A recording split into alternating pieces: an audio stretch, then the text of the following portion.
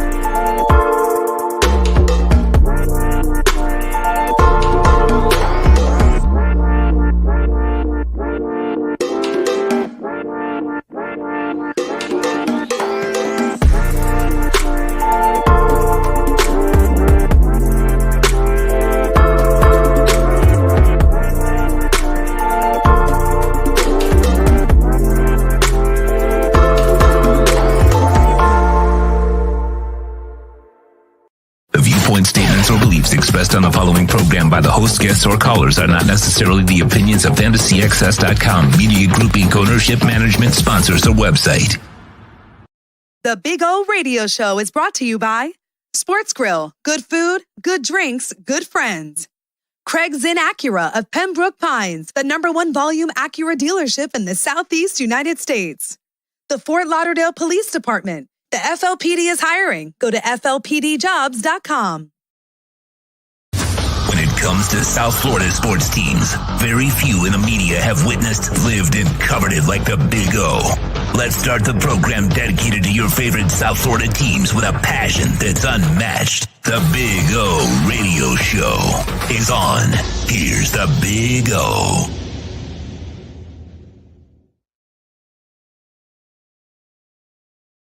All right. Good morning. Welcome aboard from beautiful Craig Zinn's Acura of Pembroke Pines, baby. Yeah.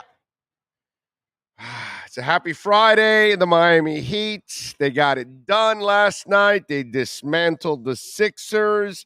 They sent Joel Embiid and James Harden's sorry ass home, which is a beautiful thing. I mean, nothing but respect for Embiid because he gutted it out like a man. Obviously, I didn't have any respect for James Harden from the get-go anyway. So this what happened with James Harden was nothing new for me because even when he was good, I never really feared him because he's always been a choker, pretty much.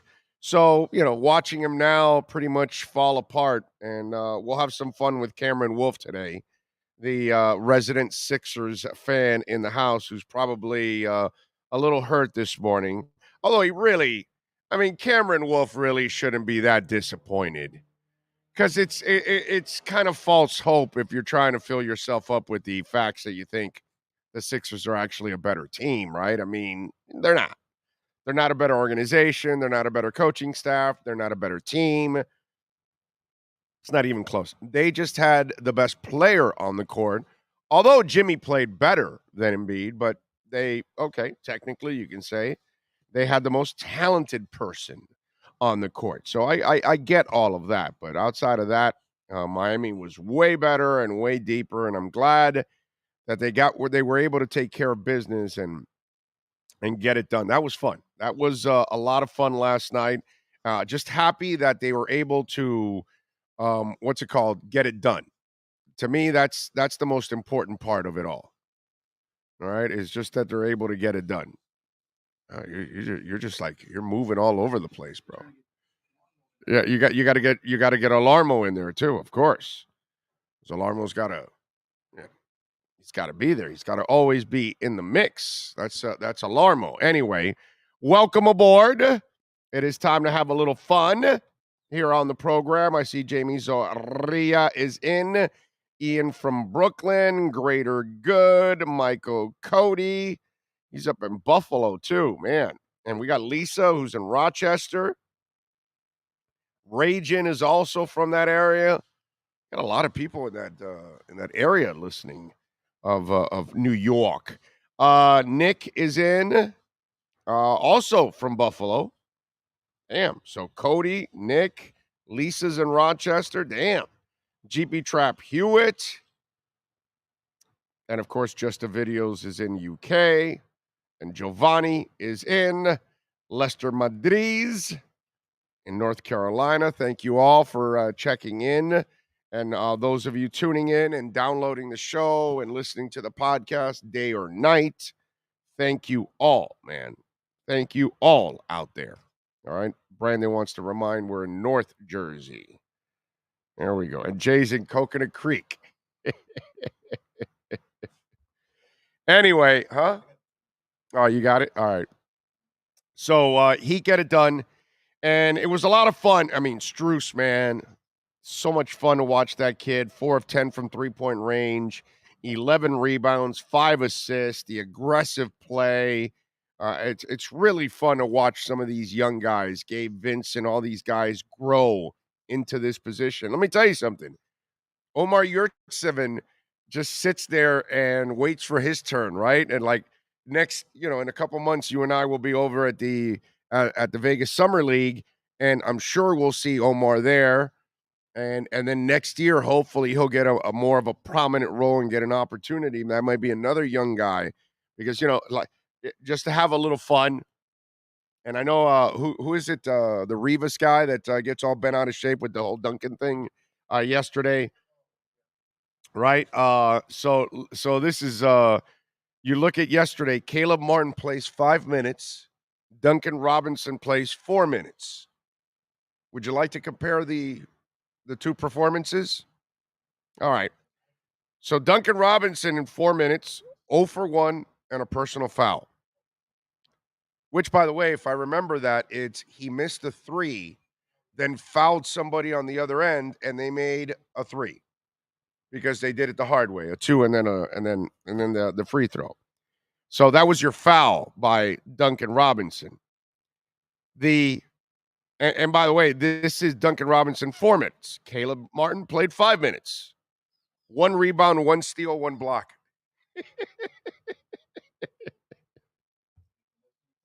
Exactly, dude. I mean, it's just give Caleb Martin the 9 minutes instead, bro. Come on. It's just,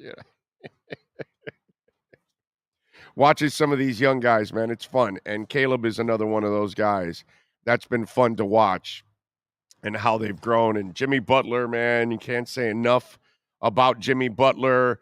Last night, you got the Jimmy Butler soundbite also. So Jimmy Butler last night, and I got to give David Silver a lot of credit. Resident Kansas City Chiefs fan, David Silver of Channel 10, WPLG cameraman. I know him very well. Really, really good dude, by the way.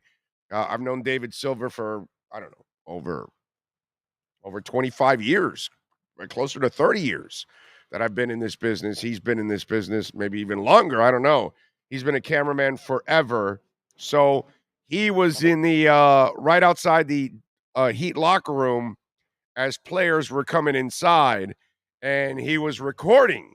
And so he ends up getting a very juicy bit of audio from Jimmy Butler heading in to the Heat locker room. Let's play Jimmy Butler. Go ahead. Bring it on. Still loading? All right, Sean is loading. I thought I did a good job of buying you time, by the way. You know, I thought I kind of set it up and gave you time, and unfortunately did not go. But we'll play that soundbite for you now. He'll bring it up, and Jimmy was basically saying, Tobias Harris over me? Tobias Harris over me? That's what he was saying in the video. You could see him walking into the locker room, and it was really funny, man. Big O, I met you at a bar in New York a few months ago, says Brandon. All right, Brandon. Oh, you mean at what's the name of the place? Slattery's. Slattery's. Yeah, we met at Slattery's is what you're saying. It has to be, right? I mean, unless it was another bar somewhere, I don't know. But thank you, Brandon.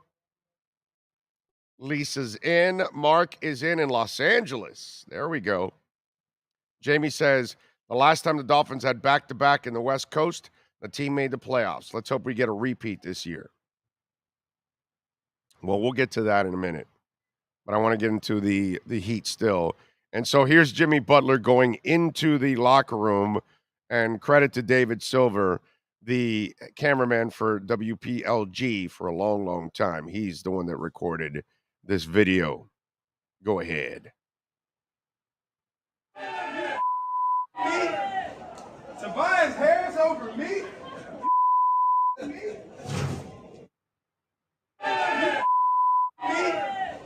Tobias Harris over me?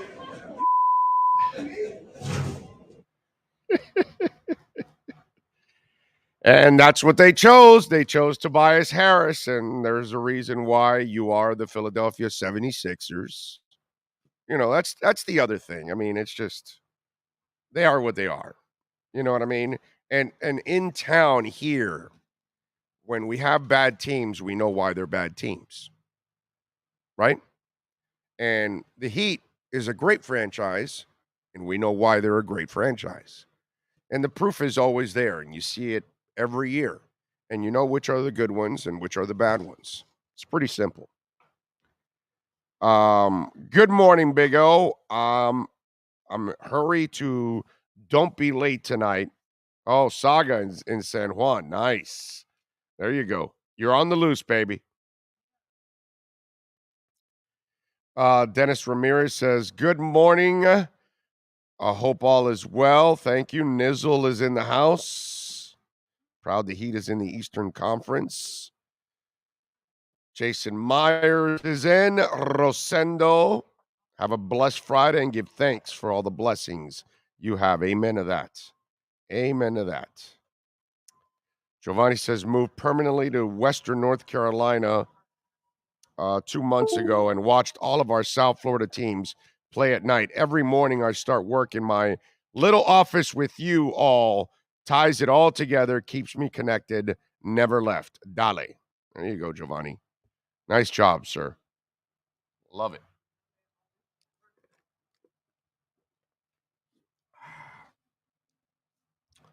Jay Rodriguez says, I'm trying to pay to get on the Big O show. You don't need to pay to get on the show. You're on the show. Nice and free. There's no, that's the beauty of this show.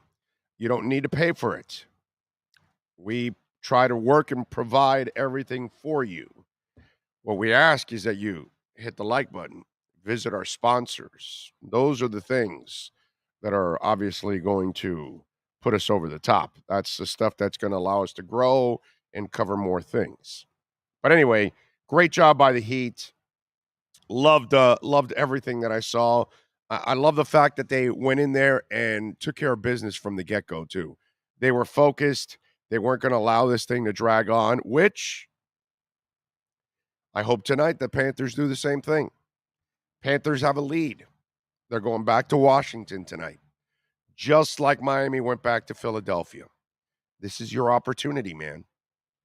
Get it done. Find a way to overcome.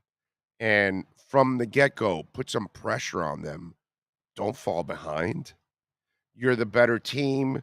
You're the better skaters. You got the speed. Don't allow them to get dirty and physical. Then get back at them. Be the first to punch them in the mouth, but also be the first to outskate the crap out of them like you normally do. And so last night we saw a Heat team that didn't go F around in Philadelphia. And they understood, we got to get this done. And Milwaukee's leading 3-2. That could end tonight. So we've got to be ready for Sunday. Let's have at least an extra day rest for Milwaukee. But if the Boston wins, doesn't go till Tuesday, buys us even more time. So if you're the Panthers, I hope you're looking at this situation going, we got to take care of business right away and stop giving these guys life. Because if you allow them to win tonight, you put yourself at risk on Sunday, man. Because now it all comes down to one game, and they've got some guys that can play at a really high level. And for one game, one moment, you can make Samsonov look like a freaking stud. So finish it tonight. If you're the Panthers, you got to finish it tonight. All right, let's do it. Tyreek Hill posted a video. Yeah, Carlos, I don't care, bro. I don't care. You know what I mean? I just I find it ridiculous. I find it pathetic that any of you are making one big deal of one video or another. Quite frankly, I think you're all idiots. Okay? There you go. Anybody making a big thing of any of these videos, you're a bunch of idiots. That's all. If you're writing articles about this video, what's wrong? You don't have any writing skills? Can't come up with anything like real of substance? Are you running your radio shows based off of practice lowlights, highlights? So you just want to be untalented trolls that you have, obviously, because you can't really come up with real topics to talk about in sports. Typical lazy radio or podcasting or whatever they're doing, if they're doing it. So to me, I kind of find it like a joke, to be quite honest. And it just shows me how pathetic some of you guys are out there.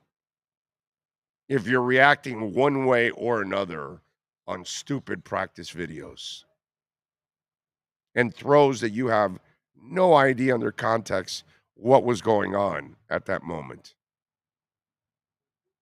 So, it's just hilarious, really. And it shows how pathetic some of our fan base is. Quite honest. So, any of you morons overreacting on any of those videos, you're pathetic. And if you made your radio show about it, now I can understand why. It's probably you got no other skills anyway, so you got to do what you got to do. So if that's how you got to write your article or do your show, or If you think that's your smart post or whatever, what can I tell you, man? You're sad. You're a joke. Let's see. What's happening with crypto, Big O? What's happening with everything, my brother? Stocks, crypto, everything. But chance of a lifetime right now. That's for damn sure. Let's see. In hockey, bigger teams often start hot against smaller teams. To get a lead before, you have to slow down the pace. Weathering the storm is a thing for smaller skill teams in the playoffs.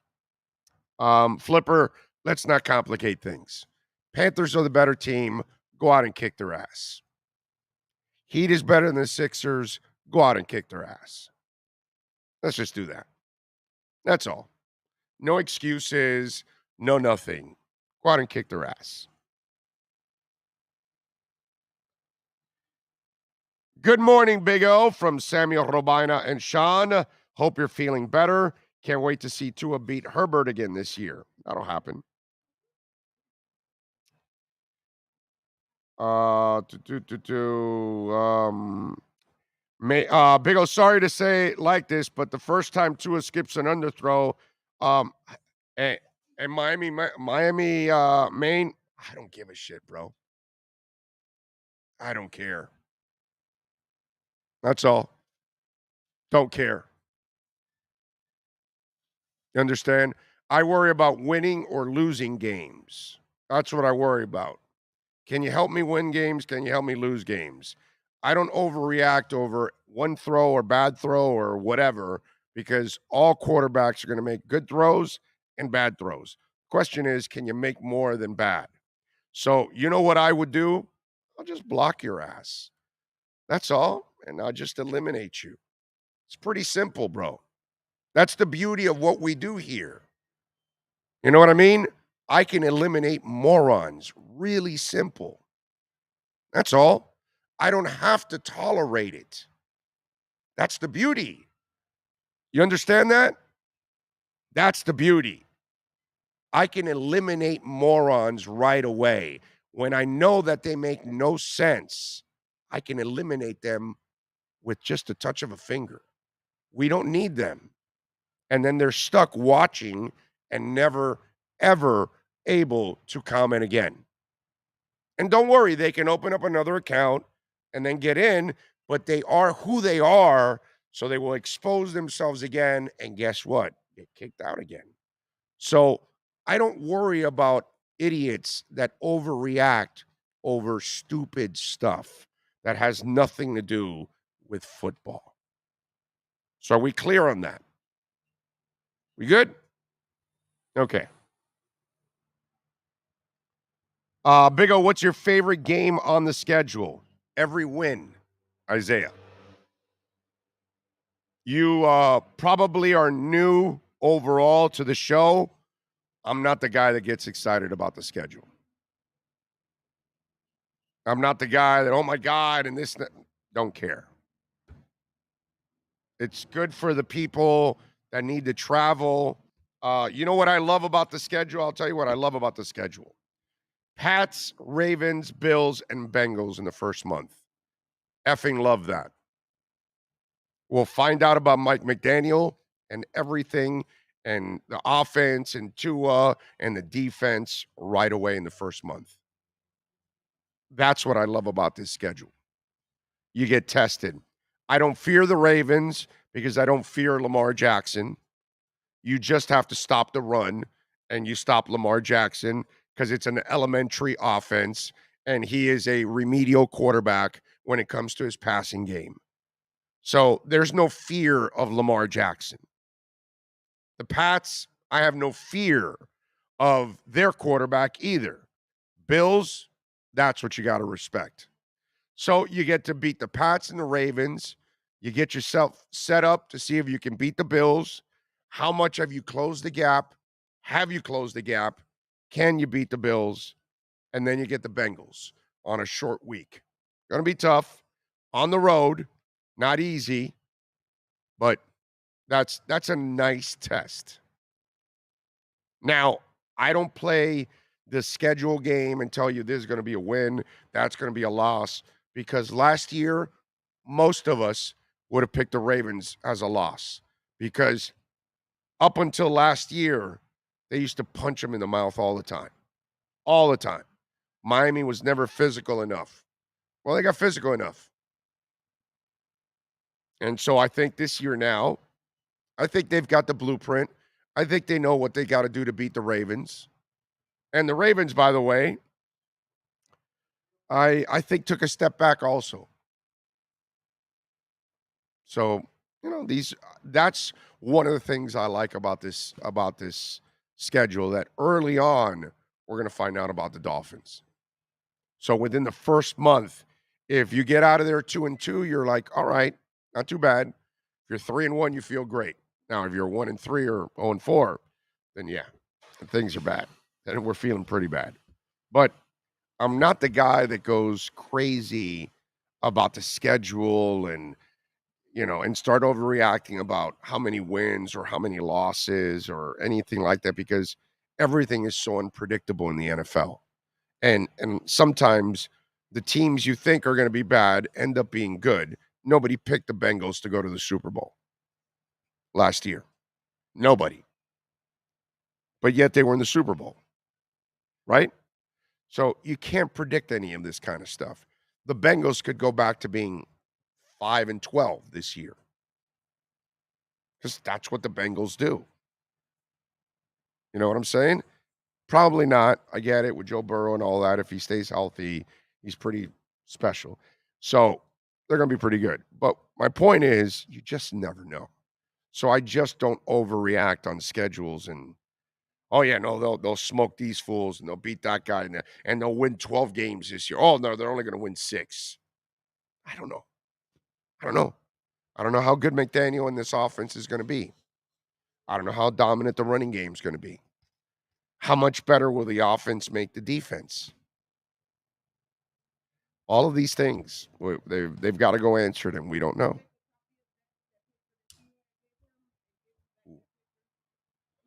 Forgot. Yeah.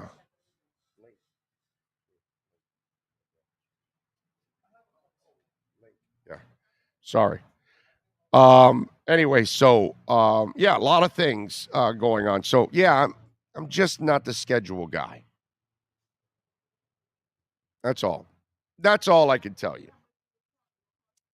Let's see, what else do we have? Love that we have no London games or Thanksgiving games. We had a couple prime time. Yeah, we have a Sunday and a Thursday. And but let me tell you something. I don't have a problem that Miami only has a couple of they have the Sunday game against Pittsburgh at 8. No, the Thursday game against Pittsburgh, right? No, Sunday game against Pittsburgh at 8:20, and they have the Thursday game against the Bengals on the 29th. Dolphins have not earned the right for a lot of primetime games. And so you might see other teams get it, but it's probably bigger markets than anything else. I think eventually, until they kind of trust you, which, the Dolphins haven't earned that kind of trust, unfortunately. So that's what's up to Mike McDaniel. Get back to making the Dolphins relevant, making them a perennial playoff team. Hopefully Tua.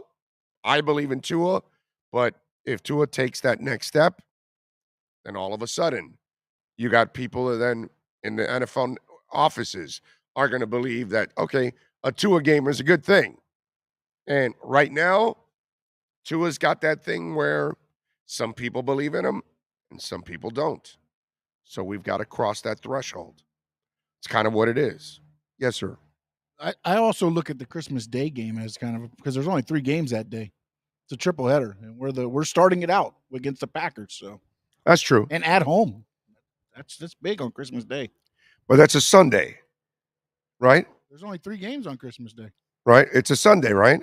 Or is it a Saturday? What is it? No, Christmas? it is a Sunday, but Okay. so why are they only playing the 3 Sunday games? I don't know. Have no idea. Wait a minute, something's not right here. Does that make sense? You know what? You got me there on. I had no idea that on Christmas Sunday they're only playing 3 games. It says Pigskin fans with 3 Sunday games at 1 on Fox, 4:40 on CBS and Nickelodeon, and closing out the holiday slate with the Bucks and Cardinals at 8:20 on NBC. Oh, that's the slime game, right? The Nickelodeon. Yeah. That they do that slime thing. Yeah, I need to look at this a little bit more. Okay. Yeah, I don't know about that, actually. I didn't even look into that, to be quite honest. Miami versus Chicago already booked. The flight is $383. Big O got it to go. Huge tailgate spread pregame. There you go. Campos is ready to go, man. That's impressive. All right, let's take a quick break. Give me a couple minutes here. Rest the voice. We'll come back on the other side. If you want to get in, you can reach out to us on the Welt and Rayom text line, 855-912-1056. That's 855-912-1056 for a great firm, one of the best firms here in South Florida. If you're looking for lawyers you can trust, Welt and Rayom. Take a break live from Craig Zinn's Acura of Pembroke Pines.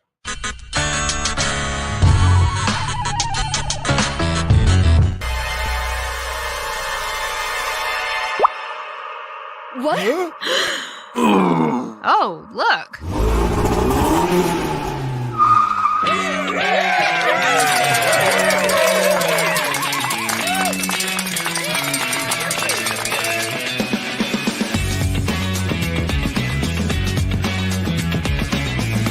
When you need your warehouse looking good while staying efficient, there's only one place to find the finest racks in the business. Pallet Rack City in Hialeah. 305-424-8547. That's 305-424-8547. Pallet Rack City is the company you need when you want your warehouse sporting the finest racks in the business. After all, who doesn't love a great rack? Pallet Rack City. 305-424-8547. That's 305-424-8547. Welton Rayom has more than 62 years of litigation experience handling insurance disputes. They're committed to resolving even the toughest insurance claims quickly. Call them for a free consultation. 954-966-4646. At Welton Rayom, they don't get paid unless you win. Property damage claims to your home, business, or condo as a result of a hurricane. Welton Rayom can help. Water, mold, fire, smoke damage, Welton Rayom can help. Call 954-966-4646.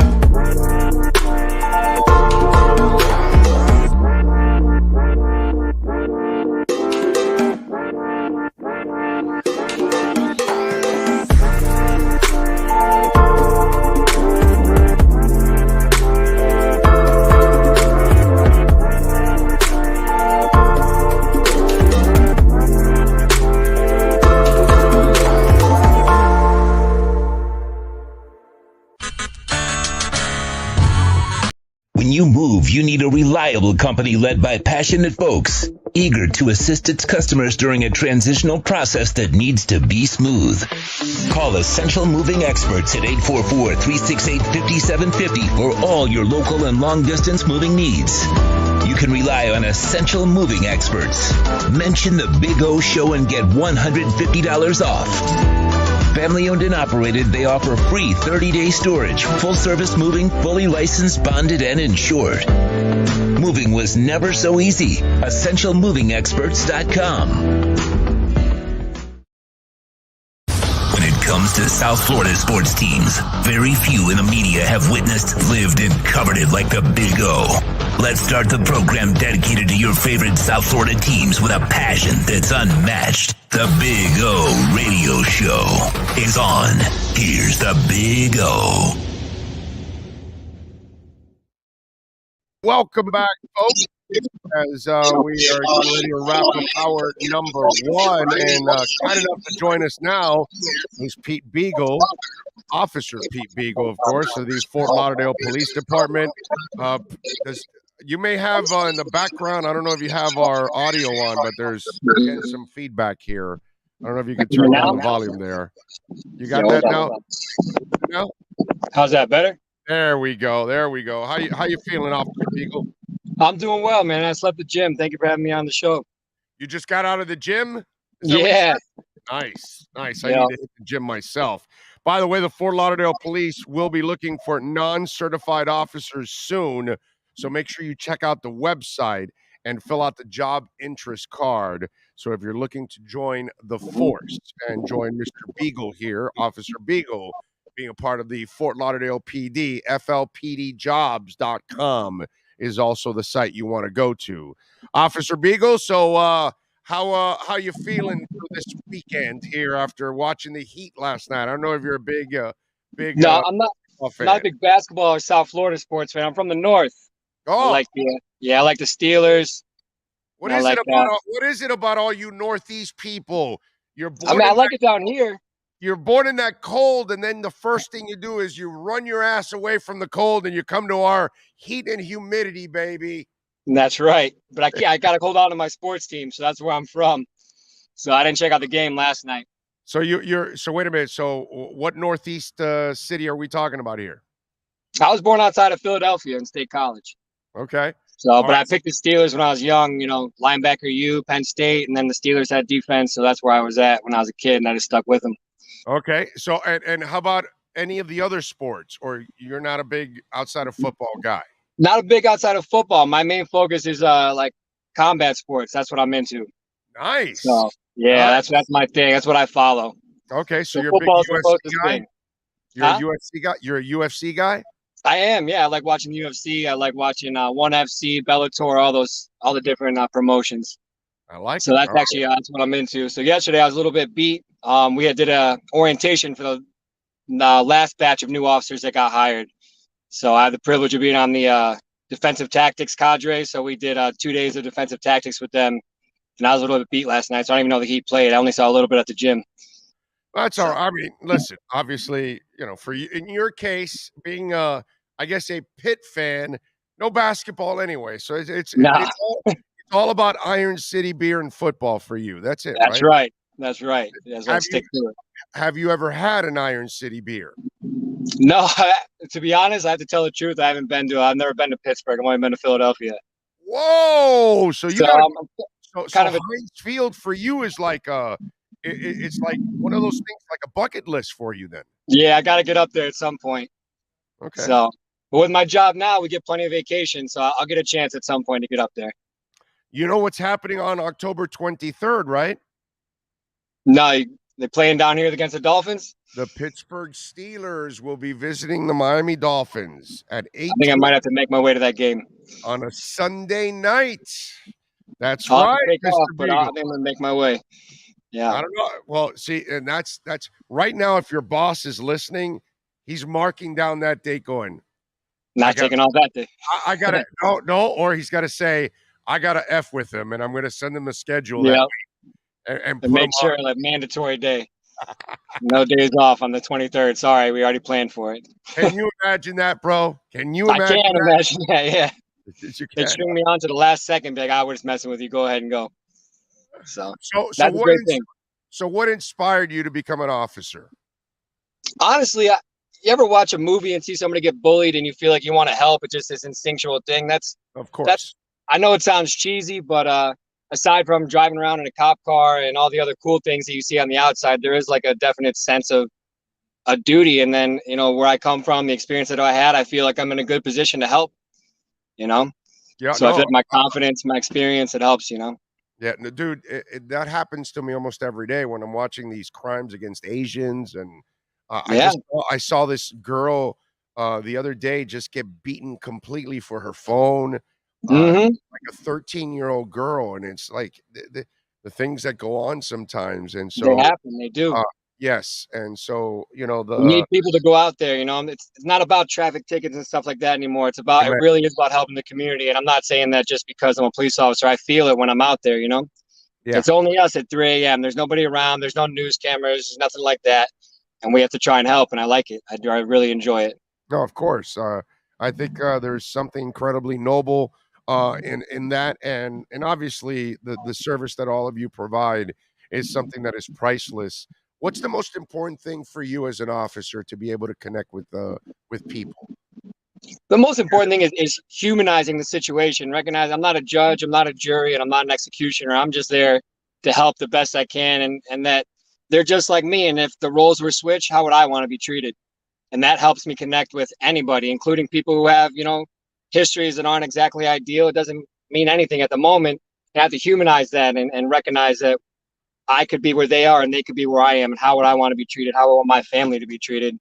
And that helps me get through a lot of stressful moments, a lot of intense moments that a lot of people don't know happen. They're out there, and then we get through them by humanizing everybody, recognizing that even our suspects have a life, they have a family, someone cares about them, and you need to treat them that way.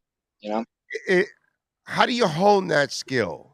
Because is it something that you can? Because now that I'm thinking about it, you have to deal with so many different kinds of people and different nationalities, and sometimes a language barrier could be an issue. Can be an issue. Some people yell when they talk, when they're just communicating, right?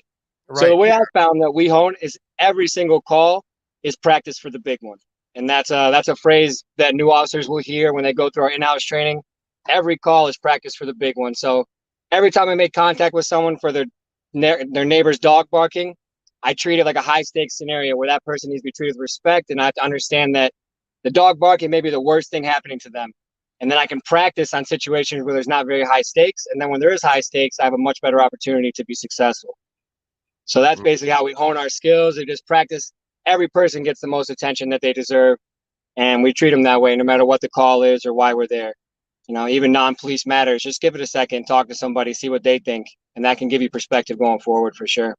Officer Pete Beagle from the Fort Lauderdale Police Department joining us. By the way, did you see that woman that passed away in her car on the intersection, and like the 5 different Good Samaritans that were able to stop the car and save her? No, where was that? Was that here in our city? Yeah, dude, that was like in Miami Beach, Boynton Beach.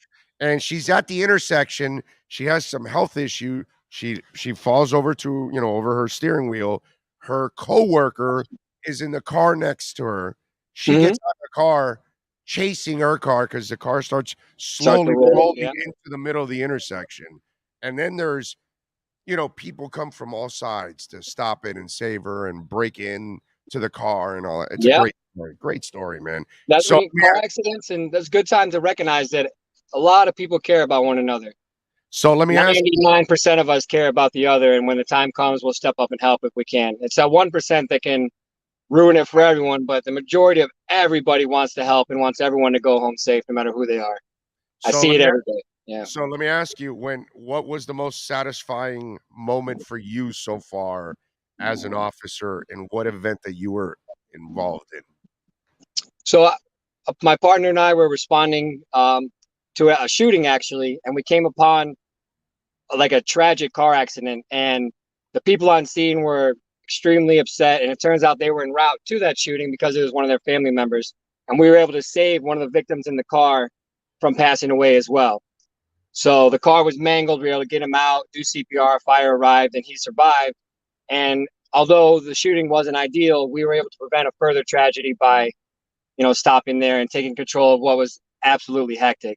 And that gentleman, he survived. And moments like that where you prevented a further tragedy from becoming an absolute, real tragedy of just death upon death, we were able to stop a little bit of the bleeding, if you will. And I've had a short career so far. I've only been on 2.5 years, but that's right now is a highlight for me. So we were able to come upon it. Is there something they teach you, or is there something that you use personally to guide you through these pressure-like moments so you can stay even keel, because I would imagine that that's the most important thing for anybody, whether you're a fireman or what's that called then when you're in a ambulance, some for EMT. Yeah. EMC or yourself. I mean, somehow you're It's in a important for chaotic everybody. situation, right? So And the phrase we use is what's important now. right. So that's that it's called, the win formula. And sometimes, you have a tendency to get hyper focused on something that may not be as important, right? And if you're a citizen, a civilian, you may be too focused on calling 911. You might be able to focus on something else. So, take stock of the situation and find out what's important now and move on step by step. What do I need and where am I at? So if you come upon a car accident, somebody's trapped, they probably need to be out of that car. Is the car on fire, right? Take it step by step.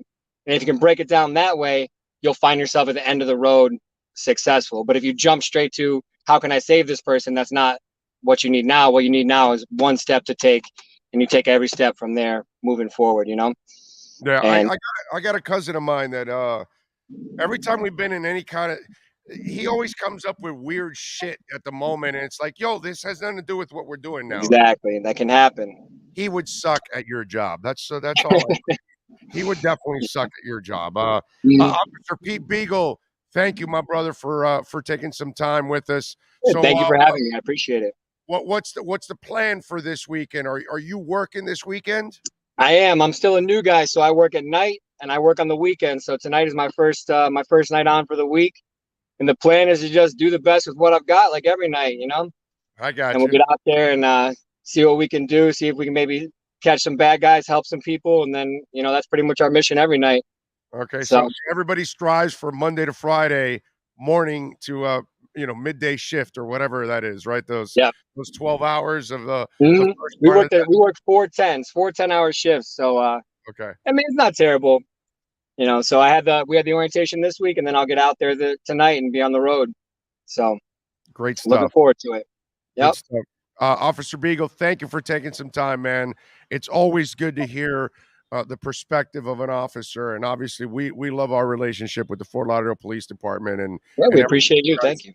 Everything you guys do for our community. So thank you, sir. I appreciate you. Not a problem, man. I enjoy it. Thank you very much. You got it. There you go. Officer Beagle, baby. Hopefully you'll be a sad one when the Steelers play the Dolphins down the line. By the way, the Fort Lauderdale PD will be looking to hire non-certified officers very soon.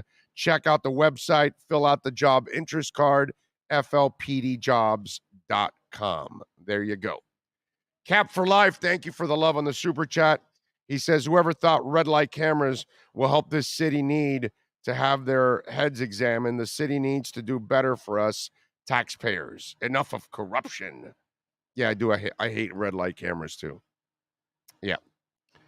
I don't think asking the officer about red light cameras would do anything, because you think he has any control over red light cameras? No, I doubt it.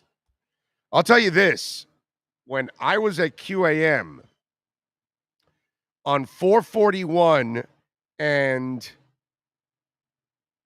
Ives is Ives Dairy the one that the stadium is on?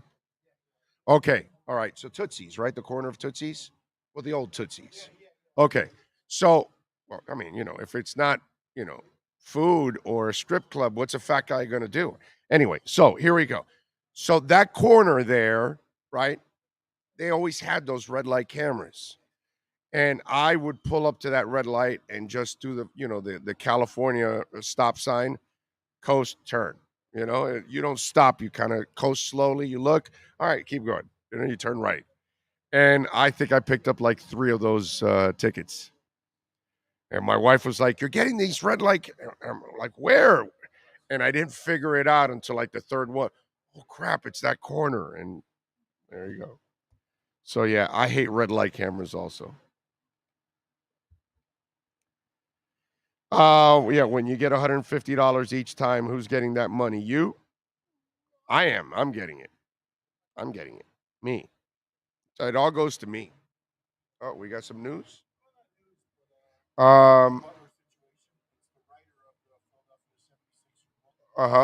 Right. The writer of the 76ers book.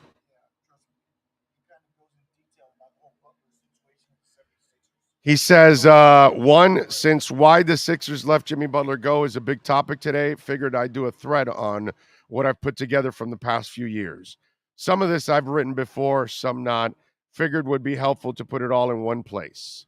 First off, as Embiid basically said earlier this year, Simmons was not happy being put on the ball during the 2009 playoffs against the Raptors. 3, because of this, Sixers management was worried how Simmons would react to having Butler around and monopolizing crunch time playing duties for multiple years. Simmons never said me or Butler, but Sixers were worried that if one day it could reach that point, since, of course, we know Simmons is a first-class wussy. Anyway, number 4, in terms of Brett Brown, it is true that he and Jimmy Butler did not get along, but my understanding is that in the end, Brown made it clear to the front office that he'd be okay with bringing Butler back. That said, the front office recognized that if Butler was brought back, it meant they probably would have to get rid of Brown at some point in the middle of the season. Al Horford is an important part of this convo. I know Butler called out Tobias Harris's contract yesterday, but I think that's unfair. It's really Horford who the Sixers chose over Butler. The Sixers believed Embiid would be at least 20 games a season, meaning they need a fill-in center, and they felt Horford could do a good job defending Giannis in the playoffs. 8, in terms of Embiid, he said multiple times that letting Butler go was a mistake. But my understanding is that at the time, he was not insisting the team bring Butler back. This wasn't an example of him demanding something and the front office ignoring it. One fun anecdote. Upon being told by the Sixers that they didn't want to pay Butler, apparently Butler's agent, Bernie Lee, went on a rant to Josh Harris and told him he was making a huge mistake. Lee told Harris he was breaking up a championship team, that he was putting Simmons in a position to fail, and he'd end up having to trade him, and that he's wasting years of Embiid's prime. Pretty accurate there. That last part was pretty accurate.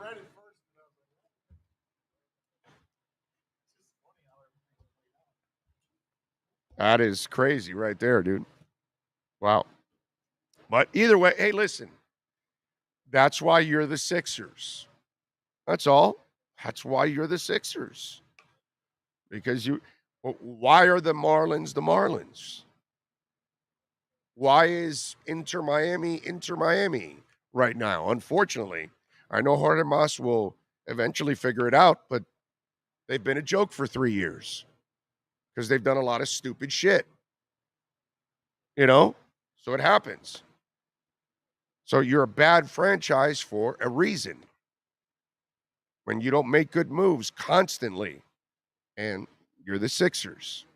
This is what you do. You have an opportunity and you screw it up. What are you going to do? All right, we got 1 hour down. We got 2 more to go. Manny Navarro will join us on the other side. Live from Craig Zinn's Acura of Pembroke Pines.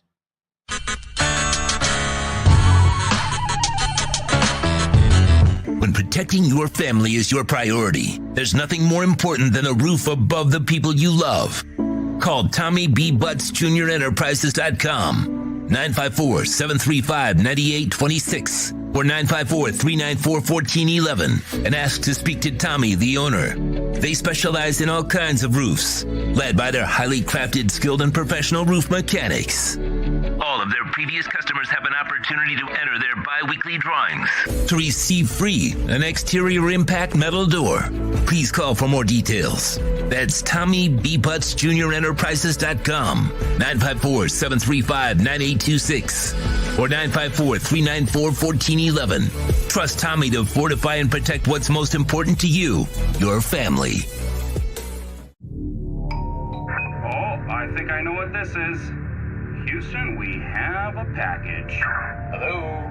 No matter where you are, the Sloman Shield home security system guards your home. With next-gen perimeter protection, 24/7 monitoring, and interior motion sensing. And right now, get a free Sloman Shield security system and doorbell camera, all professionally installed, for free.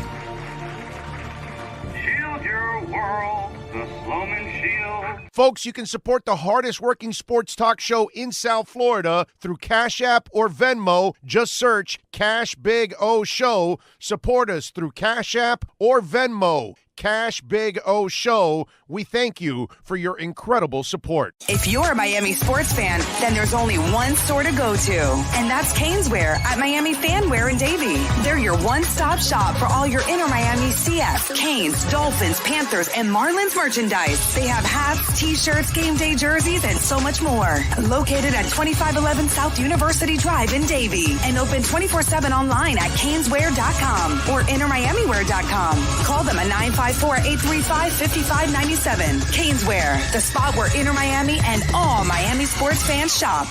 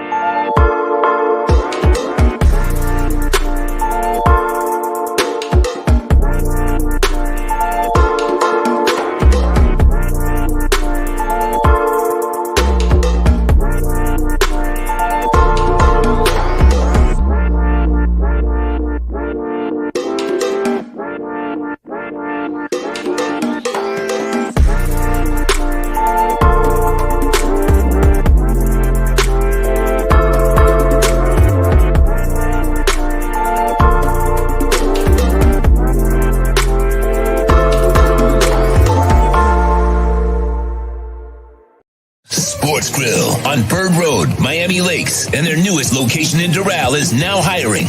If you're looking to join a great company and South Florida institution, give them a ring or drop an email. Sports Grill is hiring all kinds of positions from hostess to servers, bartenders, or join the kitchen staff to craft some great food for their amazing customers. Please send your resume to m.cruz@sportsgrillmiami.com or call 305-219-5726. That's 305-219-5726. Sports Grill. Good food, good drink, good friends. The Big O Radio Show is brought to you by Caneswear. Go to caneswear.com, where all orders over $99 get free shipping. Sloman's Total Home Security. Protect your home with the best in the business. 1-800-ALARM-ME for the company serving America for nearly 100 years. 1-800-ALARM-ME. Tommy B. Butts Junior Enterprises.com. Licensed roofing contractor. 100% financing is available. Go to Tommy B. Butts Junior Enterprises.com. If you're a Miami sports fan, then there's only one store to go to, and that's Caneswear at Miami Fanwear in Davie. They're your one-stop shop for all your Inter Miami CF, Canes, Dolphins, Panthers, and Marlins merchandise. They have hats, t-shirts, game day jerseys, and so much more. Located at 2511 South University Drive in Davie, and open 24/7 online at caneswear.com or intermiamiwear.com. Call them at 954-835-5597. Caneswear, the spot where Inter Miami and all Miami sports fans shop. The viewpoint statements or beliefs expressed on the following program by the host, guests, or callers are not necessarily the opinions of FantasyAccess.com, Media Group Inc. ownership, management, sponsors, or website. Time for Canes fans to get what they want. Information, insight, and perspective. It's the Caneswear Miami Hurricanes Report with Manny Navarro, exclusively on the Big O Radio Show. Here's Big O and insider Manny Navarro. All right, there we go. Welcome back. There he is, the man, the myth, the legend. How you feeling, Mr. Navarro? Fired up, man. Don't go to McDonald's. That's what I'm telling everybody to do. Don't go there. If you're standing in line. What'd they do to you? Oh, man, they gave me the 10:30 deadline, man. You know what I mean? The breakfast deadline. Oh, really? And you pulled up at like 10:29 and they said no? I pulled up at I actually pulled up like at 10:25. I was in line and get to the window right as the clock changes from 10:29 to 10:30, and immediately they changed the menu as I'm ordering. And the guy said, "Sorry, man, we were out of breakfast." I said, "Dude, you just served the car in front of me breakfast. What are you talking about?" I said, "I was in line here for 5 minutes." And he said, "Sorry, man." So I got out of the car, I went and spoke to the manager, and I'm like, listen, man, you're killing me. I'm standing in line. How can you at least not observe the he was in line already policy? Right.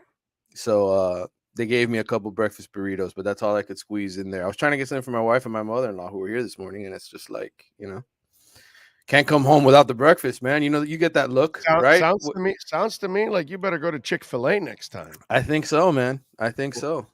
They run things the way they're supposed to run them from beginning to end. Their people are trained right, bro.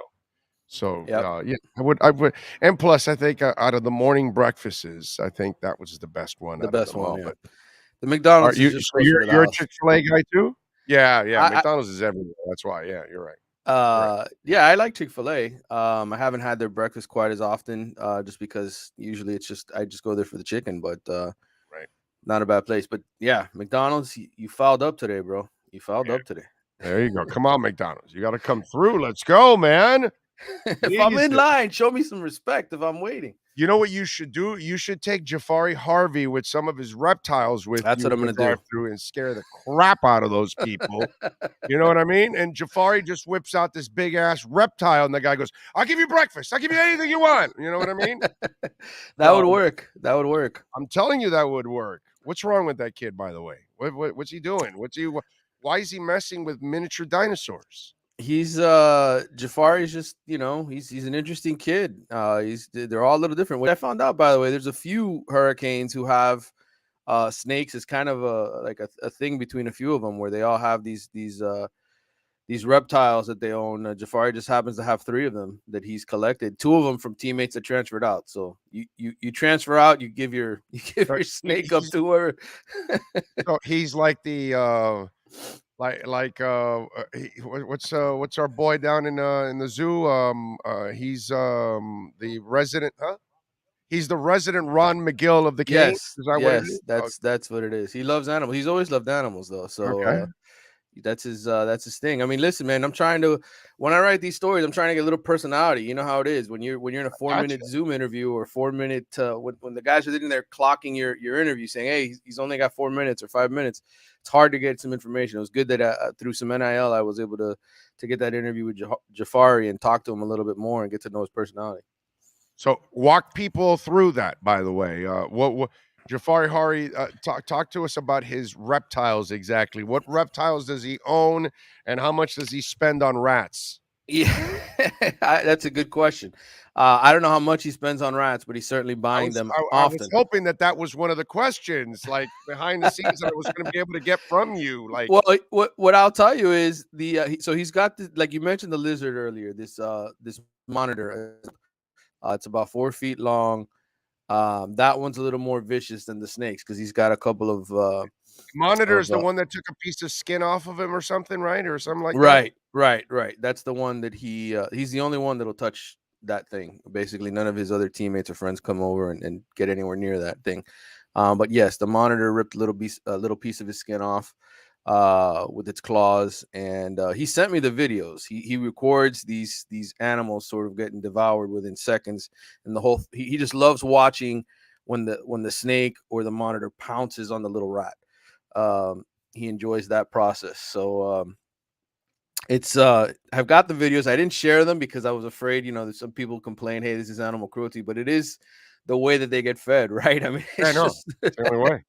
But yes, so he's got two big snakes. One's I think a 3-footer, and another one who's about a foot, but that one's only 11-month-old. And one of his former teammates. But like I said, those snakes were from former teammates. The lizard he actually went and bought, and so he drives all the time down. There's a I guess a snake store or a reptile store down the street from Miami, and so he goes and he buys his rats there.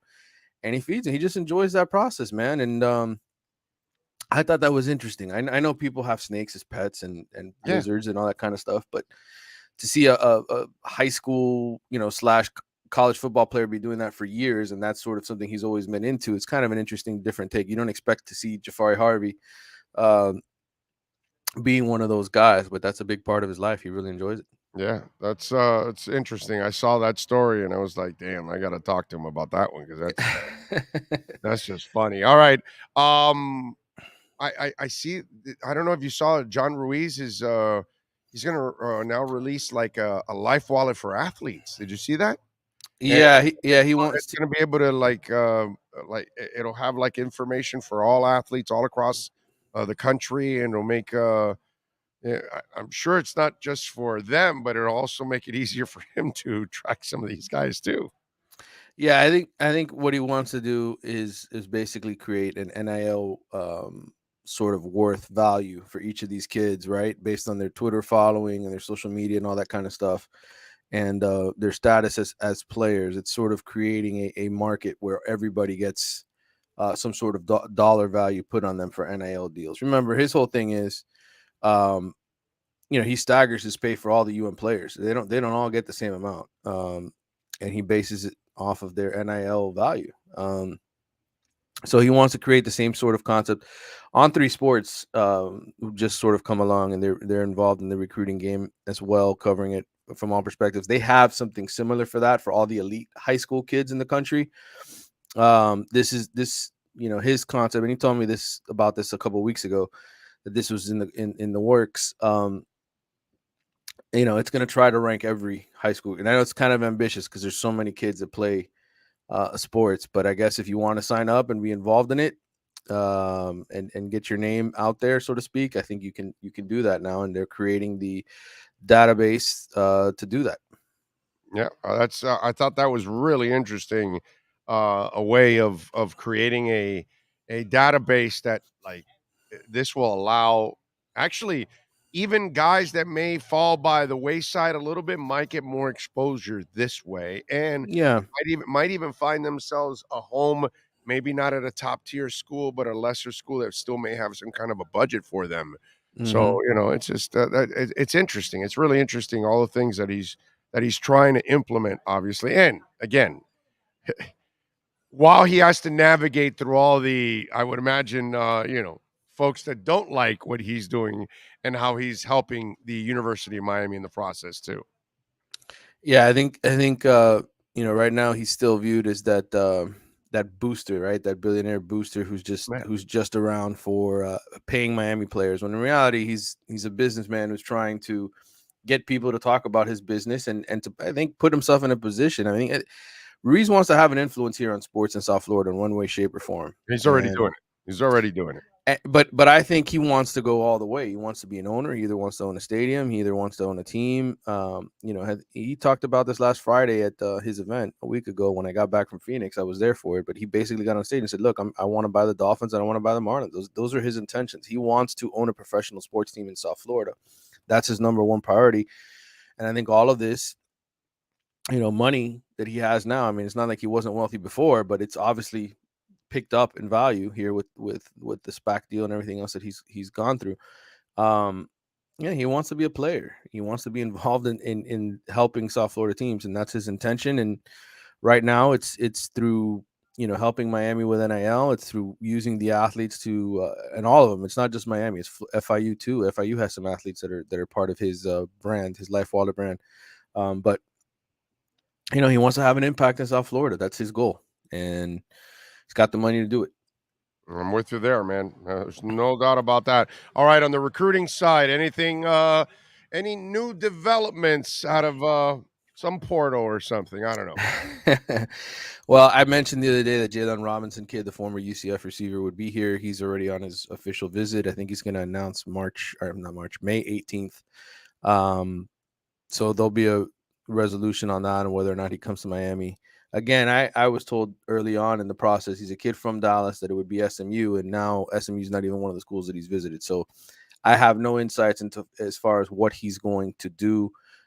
He's not a bad player, but at the same time, too, I think given a choice, Miami would certainly prefer a kid like Jordan Addison or some other elite, proven big wide receiver to bring in and pair in this offense with Tyler Van Dyke as a deep threat. But he's not a bad player. We'll see if he ends up picking Miami, but that's kind of it. And they also offered an offensive lineman from Charlotte. So they, by my count, I think they've got 2 scholarships left. I think they're at 83 right now, that they're able to sort of use.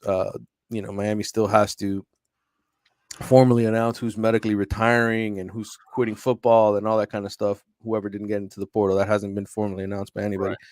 Right. But But I think there's some available scholarships to work with. The Brandon Innes kid, the 5-star kid, and I know it's for next year, the kid from Yeah. American Heritage. Mhm. And he decommitted from Oklahoma after Lincoln left to USC. But Right. he's also got Alabama and Ohio State on the list, and I know Yep. that he obviously visiting with Miami too. Mhm.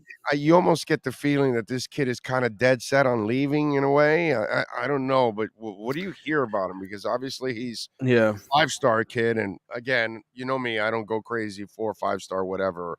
But Mhm. if he's that highly touted, walk us through what's the deal with him? What are you hearing?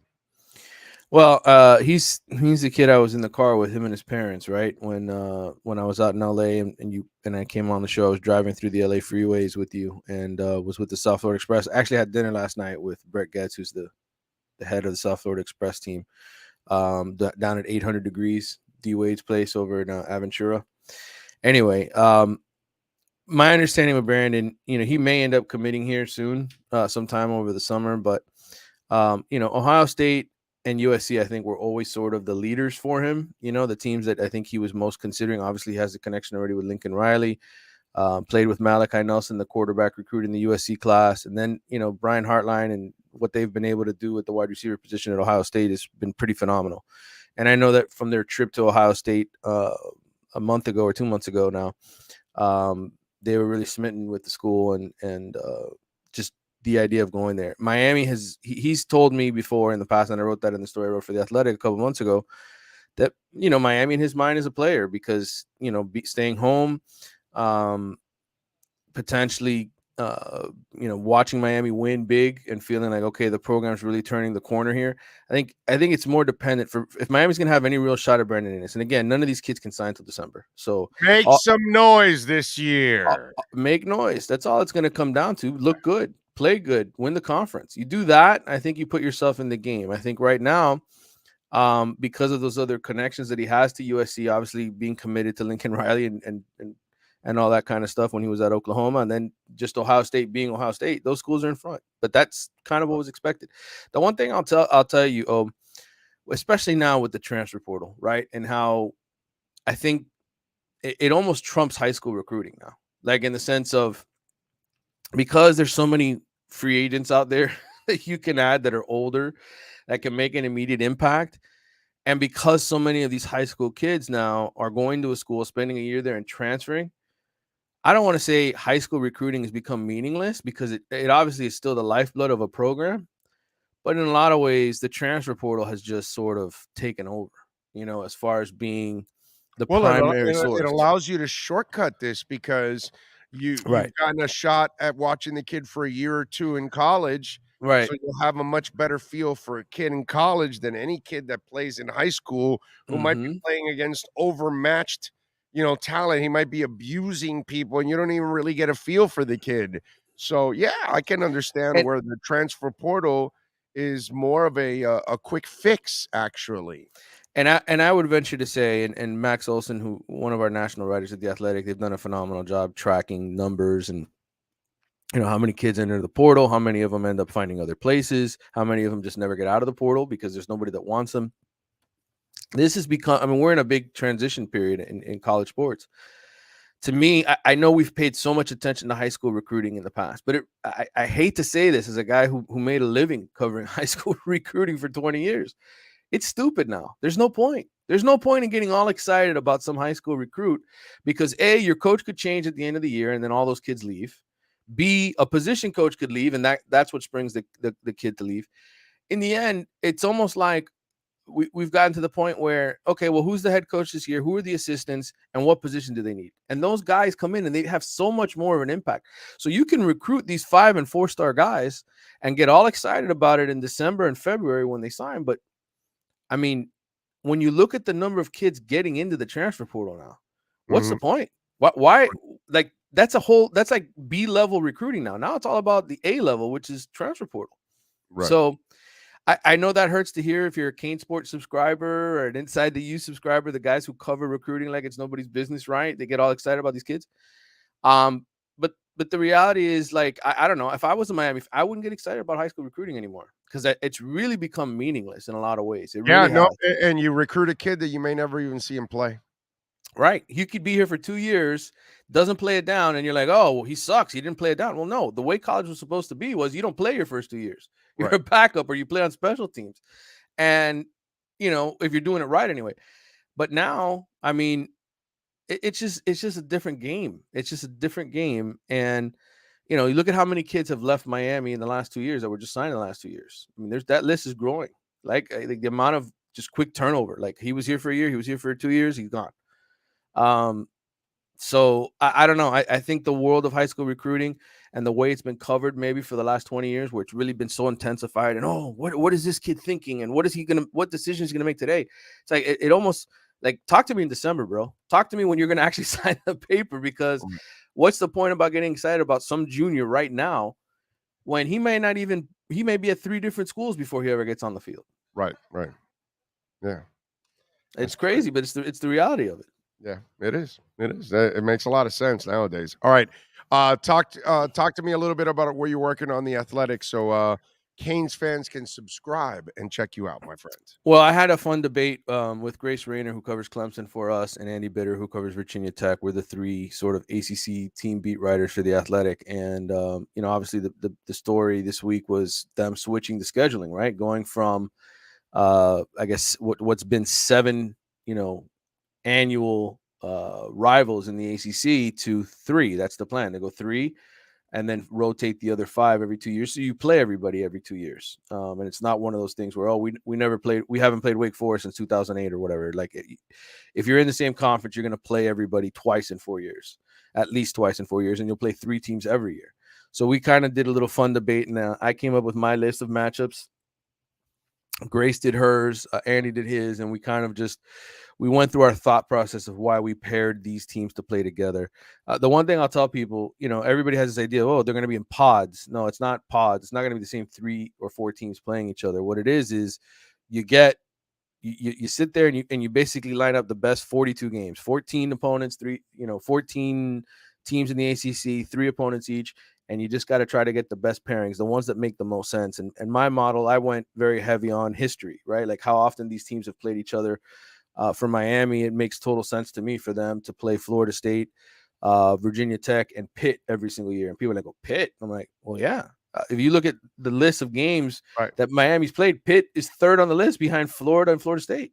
That's who they've played more than anybody else outside of their 2 in-state rivals. So that's how I kind of went about it for every single team. Well, didn't we have them in the Big East? We had them in the Big East, and then as soon as they came over here, it became Miami's, interdivision rival. So it's kind of interesting because we always sit there. The other thing I studied was attendance figure. I literally spent 3 days. I mean, this is stupid. When I get involved in something, it's like I want to know all the answers, right? So I've created like 8 different Excel spreadsheets breaking down attendance marks and who fills the stadium the most, which opponent's coming down, and all that kind of stuff. I know we all get caught up. Well, if you're gonna, the most important thing is to sell tickets, right? You want the rivalries to sell tickets. The reality is you study all that stuff. I mean, Clemson and Virginia Tech, they have the most sellouts. They sell out pretty much very often, right? And they're selling out for teams like Wofford, and South Carolina State. And so it in the end, it really doesn't matter. If your team is good, people are going to show up. It doesn't matter who the opponent is. So that whole school of thought of, well, it has to be somebody who, helps bring in attendance. Every team basically averages what they average. It's like Virginia never sells out. They average around 40,000 fans a year. Pittsburgh, you look at Pittsburgh on Saturdays, that stadium is empty, or third empty every Saturday when Pitt plays there. It's just too big of a stadium for them, for a college team like them that draws 40,000. So it's kind of interesting article. If you've been thinking about that, like what matchups are best and how should the ACC go about this process, that article is up there for you to read. I'm also working on a sort of a recap of the coaching carousel with Bruce Feldman on Mario Cristobal, how he got here, how he put his staff together. That'll be coming up next week. A lot of different things in the works. Ruiz story that they want me to write. I mean, there's a lot to read there. But if you're, again, I always tell people, if you're a fan of college football, subscribe to The Athletic, because we got so many great national writers and people who give things perspective. it's worth the dollar subscription or whatever the hell it is. Yeah, super cheap, man. So make sure you subscribe and follow him on Twitter at Manny_Navarro. Manny, as always, I appreciate you, my brother. We will catch up next week, my friend. Thank you. All right, man. Take care. You got it. There you go. That's our Caneswear Miami Hurricanes report. If you're a Miami sports fan, then there's only one store to go to, and that's Caneswear at Miami Fanwear in Davie. They're your one-stop shop for all your Inter Miami CF, Canes, Dolphins, Panthers, and Marlins merchandise. They have hats, t-shirts, game day jerseys, and so much more. Located at 2511 South University Drive in Davie, and open 24/7 online at caneswear.com or intermiamiwear.com. Call them at 954-835-5597. Caneswear, the spot where Inter Miami and all Miami sports fans shop.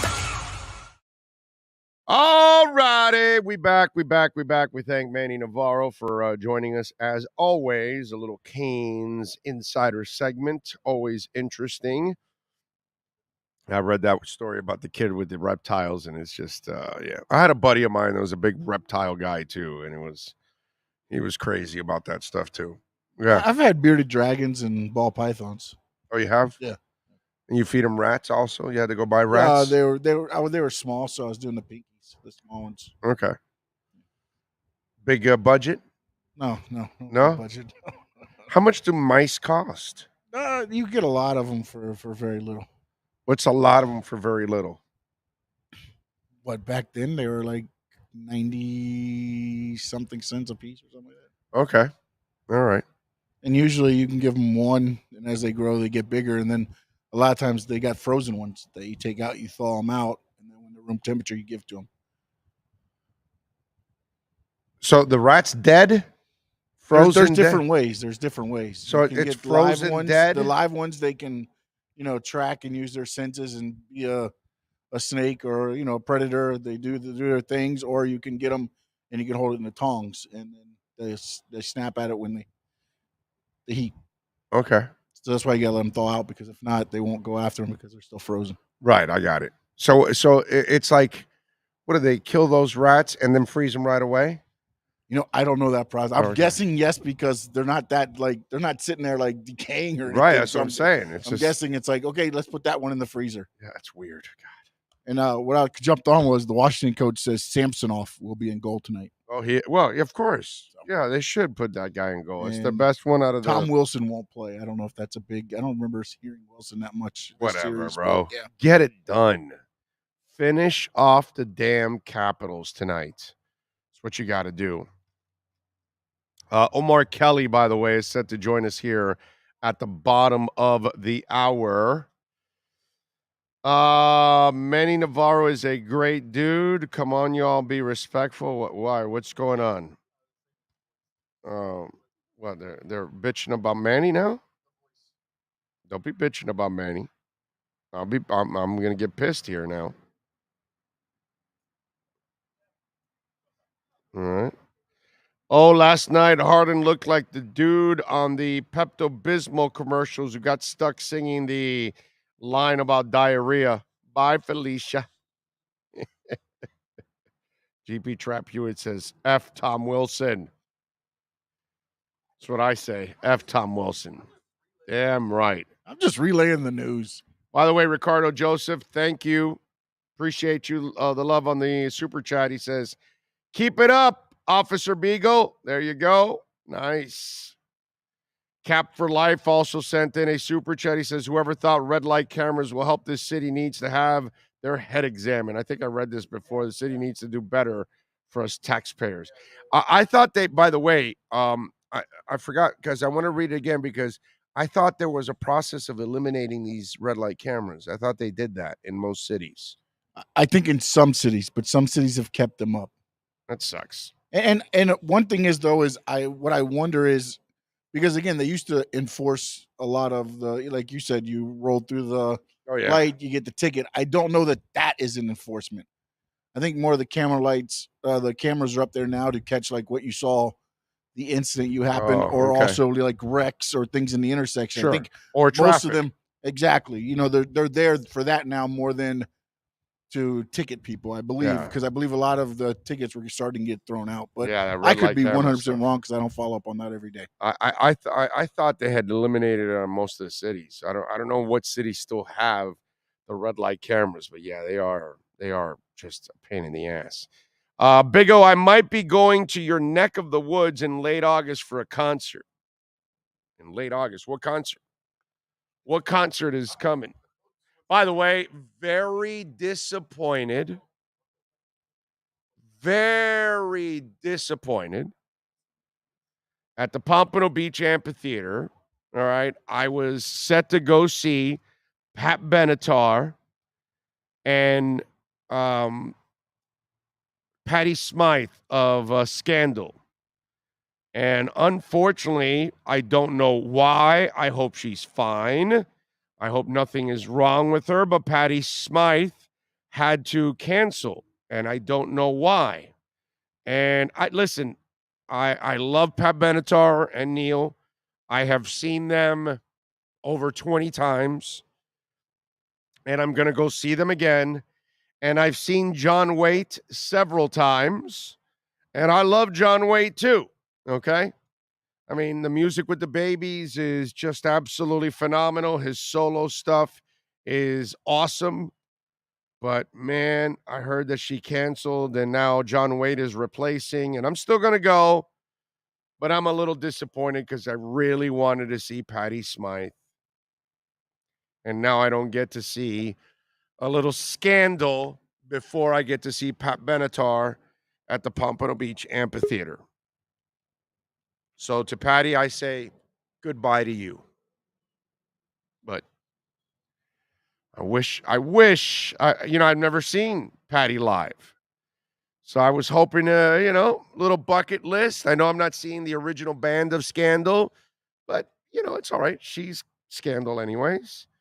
And I love the music from Scandal. And now I don't get to see Patty, who, by the way, still looks great. She's married to John McEnroe. I'm sorry. She's been married to John McEnroe for over 20 years now. You didn't know that? You know who Scandal is and Patty Smythe? Okay, I didn't think so. So, yeah, Goodbye to You. You've never heard that song? You never heard Goodbye to You? No? Okay. Anyway, total cutie, by the way. Back in the day, Patty Smythe. Not only was it like cool music, but she was also a total cutie. But great voice, man. She has a song with Don Henley. Also, that she hit big with that, but yeah, she's had a few songs with Scandal that were pretty good. Now I can't see her. Now we're gonna end up seeing John Waite, which it's all right. I'm back on my feet again, so I look forward to that. Big O, Kenneth in Cleveland is live from the Boom Boom Room. Big O Harden played so bad because he was hanging out in the VIP with the lovely ladies Hallie, Selma, Sophia, Paige, Charlize, and Beyonce. There you go. They took care of business. Yeah, boy, Harden is absolutely done. All right, let's talk a little Miami Dolphins football with Omar Kelly next. For over 16 years, EJDconstruction.com has provided South Florida residents quality craftsmanship, accurate project management, and exceptional service. That's why EJDconstruction.com is an A-rated member of Angie's List and the Better Business Bureau. When you're looking for the right custom home builder for additions or home remodeling, please call my friend Eric at 305-433-4843. That's 305-433-4843 for EJDconstruction.com. The viewpoint, statements, or beliefs expressed on the following program by the host, guests, or callers are not necessarily the opinions of FantasyXS.com, Media Group Inc. ownership, management, sponsors, or website. The Big O Radio Show is home for the hardcore Dolphins fan. That's why we give you Omar Kelly twice a week. Buckle up. It's time for the EJDconstruction.com Miami Dolphins Report, exclusively on the Big O Radio Show. All righty. Wait, do we have him? All right. Yeah, I'm here. There he is. He's ready to go. He's locked and loaded.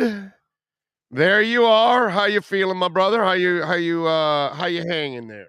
I'm good, man. I'm holding it together. Got rookie camp all the way to Saturday, and then we get Tuesday as the first look-see at the team. They'll be on the field. I get to see Tua's arm live, which is something that I've been looking forward to doing. So we'll see how this thing shakes out and what it looks like. Do I expect an amazing practice in any session that I see the next 2 weeks? No, absolutely not. But it's just good to see that football's getting closer. Why you gotta put low expectations on something and right from the get go? Maybe you see an amazing practice that is beautiful and the ball is flying around all over the place and people are catching it. Why diss it before it even happens? One, it's rookie camp this weekend. They don't even know what field to run to. So Skyler may be a diamond in the rough. He might be slinging it all over the place. Absolutely, I think so. I hear actually great things about Skyler. In fact, one of my closest contacts is a big Skyler Thompson fan. And so moxie, intangibles, kids you want to root for. But they don't know what field to even run to when the whistle blows. I don't have these. And in fact, I don't have high expectations for the entire rookie class. Dude, it's a 3rd round pick, a 4th round pick, and 2 7th round picks, along with 14 undrafted players. I'm telling you, that's going to be impactful as hell. Do you know why? Nobody looks. Mike McDaniel, oh my God, you saw him. He weighs 80 pounds. He looks like a geek. You know what I mean? And now, draft class that is only a couple of picks. I'm telling you, everything we underestimate is going to end up overperforming because every time we overestimate everything in the past, it underperforms. So that's what this whole theme of this whole offseason has been, that we've like tamed everything like from the get-go. Even with Mike McDaniel when he was first, he's won people over after he's been here. But when he first was hired, people were like, "Really, dude? That guy?" No, that's not accurate at all. No, that is very accurate at the beginning. I will tell you very accurate. That is not accurate at all. They were calling him a geek, that he weighed 80 pounds. No, that he's the only one. The Dolphins were the only ones that interviewed him. Oh, dude, that was mentioned. However, everybody talks about the Mike McDaniel narrative is, oh, he's a genius, he's a mastermind. Same things we said about Adam Gase. Then we had he's multiracial and that little drama. And yes, people mentioned that he was the first. Dolphins were one and only, and that does make me uncomfortable because Dolphins, 9 teams are looking for a head coach, and not one of those teams outside of the Dolphins interviewed this guy. And I get it. He's got some baggage. And I hope Dolphin fans have done their research and know what his baggage is. His baggage doesn't bother me one bit. Yeah, he had an alcohol issue. Big deal, bro. He's overcome it. That's it. Yeah. Yeah. So I get, why the Dolphins were one of 9 teams that interviewed him, and he got his first job he ever interviewed for, putting him in the company of Sean McVay. And I don't know anybody else who's ever done that. But the narrative wasn't that this guy sucks or that, he's 80 pounds. It was always told, to me at least, that innovator, smart.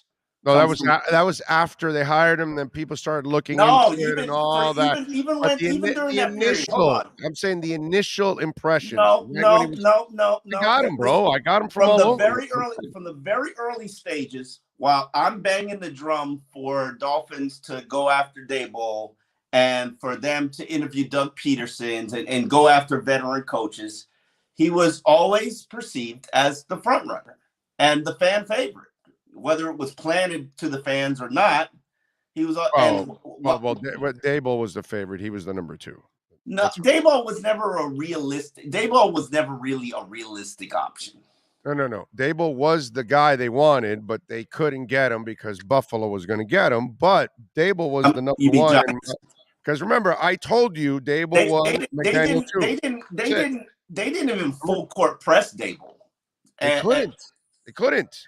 No, they didn't want to. So they don't say couldn't, bro. Once they got their GM, they got Dable at the same time. It was done. It was over. It was not the same time, and Miami had their opportunity. No, what I mean is, once they hired that guy, they had the angle for Dable. Is what I'm saying. Yes, absolutely, and everybody knew that, and including the Dolphins, and they had a weekend to get their shit together, and they were like, "Nah, we're good." Yeah, because they like McDaniel. They like McDaniel. I know that. Remember, I'm the one that told you that it was Dable, McDaniel. That's it. There was no other guy on the list. Dable, McDaniel. None of the other guys. As much as I wanted Caldwell, never on the list. It was those two guys. That's it. Don't forget the kid in Dallas, and then the one that took that, and Dan Quinn, who took his name out of consideration. Those were fallback plans. These were the guys that they wanted. They wanted Dable and him. Those were the two guys they felt could ignite their offense. Those two guys. If they wanted Dable, they should have made a better effort, but they didn't. And the reason that they didn't, the GM thing, dude. What? The GM thing. I understand. They already have a GM in place. They're not going to go hire another GM. I understand the GM thing, Dable, but you at least, knowing Steve Ross, you at least make it competitive. You at least bid, and bid big. They didn't. They didn't make an effort. So it is what it is. Were they going after Sean Payton? Were they at that time? Were they distracted by Peyton Manning? Who knows? But when Dable had a weekend to get their act together, and they chose not to. They were like, we're good. We'll figure it out. Yeah, no. And by the way, they've kind of been like that about almost every situation, every scenario out there. They don't necessarily go crazy about anything. Actually, they don't go flinching about things. They went crazy over the offensive line, Teron Armstead, and they went crazy over Tyreek Hill. So I don't know. Right, but that's what I'm saying. That those are things that are kind of like no. If they made the same effort for Tyreek and Teron that for Dable, they might have landed him. I don't know, but they might have. But they didn't. They just were like, okay, all right, cool, whatever. And props to them. Hey, they feel like they know what they're doing. Cool. We've also felt like we've known what we were doing for 20 years. Didn't work out. We'll see if this works out. What'd you think of the schedule? I don't care. I'm not big on the schedule, but you know what I love about the schedule? We find out about the Dolphins in the first month. It's freaking awesome. First quarter is awesome. brutal. First month you play the Pats, the Ravens, the Bills, and the Bengals. You find out where you are. Yeah, but I love opening with the Patriots, and here's why: they don't know what you're doing. They don't have a clue. They don't have an idea. Even though they've seen it in the preseason, they've seen it with the 49ers. They don't know. They have no clue, and they won't have any film. Right. So that benefits you. And it's here. That benefits you. The Dolphins have split the series of the Patriots, for a decade. So even with Brady. No, but what I mean is the first 4 weeks, it's a tough schedule to start with. It's a nice measuring stick. Your opponents are your opponents. I think your opponents are your opponents. You've known who your opponents were for 5 months now.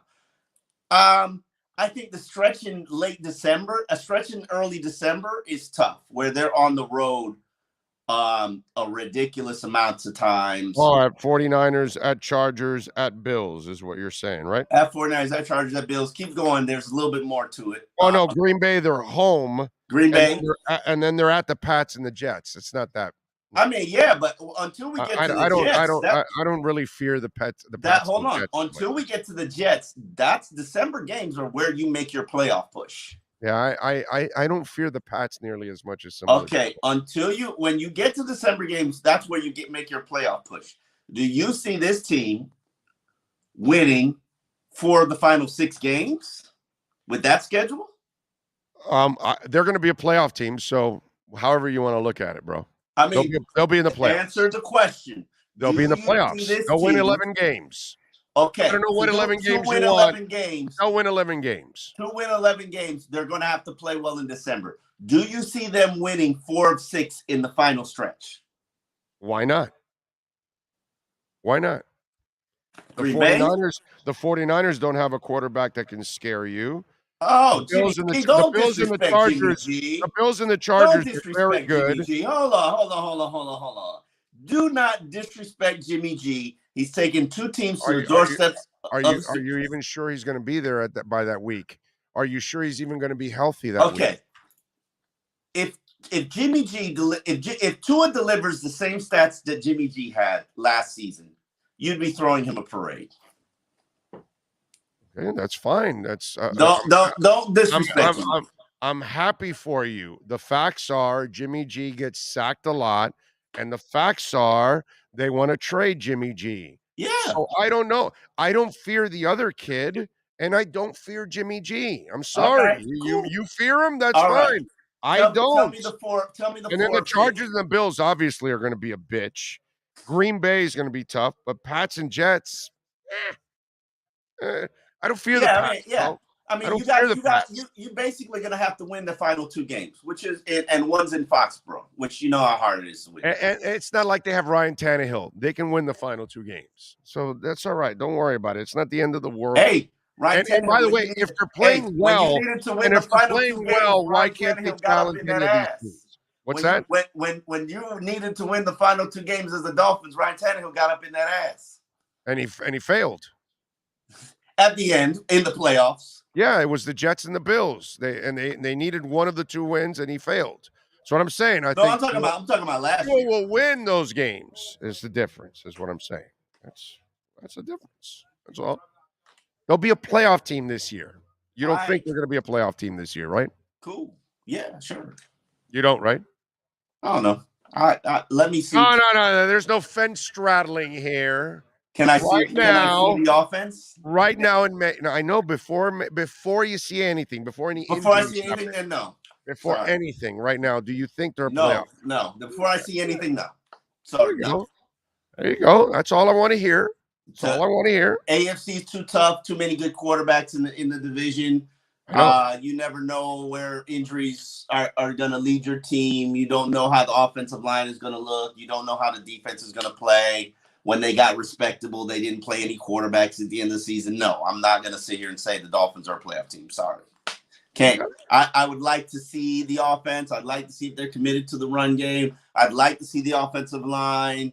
I'd like to see how they incorporate Tyreek Hill. I'd like to see Tua's arm. Yeah, I can't do it. Cannot.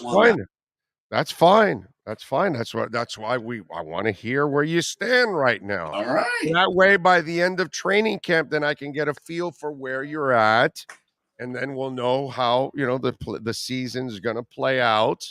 All of that. That's kind of the idea. Yeah. Figure things out. Are you surprised they only have 2 primetime games? Because I'm not really, actually. Nah. Thursday night, and they gave you a little charity at the beginning with a Monday. What is it, Monday night game? The Bengals, the Thursday game. Thursday. What's the other primetime game? Sunday. Actually, according to Sean, he's right. We have 3 of them because really Green Bay on Christmas Day, when there's only 3 games and the whole league is playing on Saturday. All right. Is that considered a prime? That's considered prime time, right? I mean, it's there's no other games on. Televised. Yeah, because there's only 3 games on, so the game that's on every time is the only game on. So that is a primetime game. So if that's the case, Omar, then the December 25th game is a primetime game.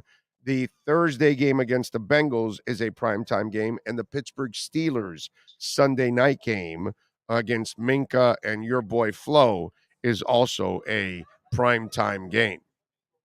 Yes. By the way, when do you have credentials from the Gazette and the Sentinel on that night? But dual credentials. Dual credentials. Yes. So now, do you clone yourself that night so you can go into both locker rooms? We don't go in the locker rooms anymore. Everything's Zoom. So no. You're back in the locker rooms this year. What's wrong with you? When I see it, I'll believe it, bro. When I see it, I'll believe it. I haven't. It's the NFL, dude. If it was the NBA, you can say that. but not in the NFL, bro. They don't believe in COVID. What are you talking about? Listen, the NFL, I've been through the protocols and all the crap that they have to put through. I've been tested once a week last year. Trust me, the NFL believes in COVID. So don't say that. I know they believe in COVID, but I mean they kind of they got stern rules. Don't think that they don't. No, I know that, but that does really they do, huh? They Yeah. have stern rules, right? Yeah, for Aaron Rodgers. Yeah. They got stern rules. Yeah. Sure, Omar.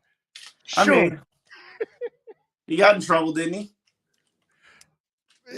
Yeah, because he avoided the rules. He's Aaron Rodgers. Exceptions are made. Even Jimmy Johnson would say that. That's true. That is very, very true. All right. What else anything else you can come from the schedule that I didn't ask? Because I know I had to ask you about Pittsburgh because that's going to be a really busy night for you.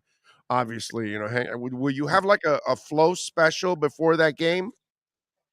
An I Am Athlete pregame show a couple hours before with Flo? Would love to with Tomlin, not Flo. No, with Flo. With Flo. Flo is your buddy. Man. Tomlin, forget about it. Do you smoke cigars? Do I? Yes. Used to with you. What you talking about? I know, but so I'm trying to help you here. I'm trying to help you here, okay? Nah, I can't. Now that you're part of the Pittsburgh Post-Gazette, you want to get closer to Tomlin. Let me walk you through this, okay? He's in the cigar bars? Dude, I've smoked cigars with him till 2 a.m, bro. Okay. Okay. I've got Tomlin stories if you want. But anyway, I'm just telling you, okay, a little Macanudo action. Yeah. He loves his cigars, bro. Okay. All right. He loves his cigars. Big cigar guy. Good dude, by the way. Really good dude. Like when you get him away from all the football stuff. Yeah. And you could get him at Nikki Blaine's for a couple of hours and all that. Yeah, those were the days. I don't know if they still do that stuff. Unfortunately, I bet they're. Next year when I go to the combine, I'm going to be very interested to see how much.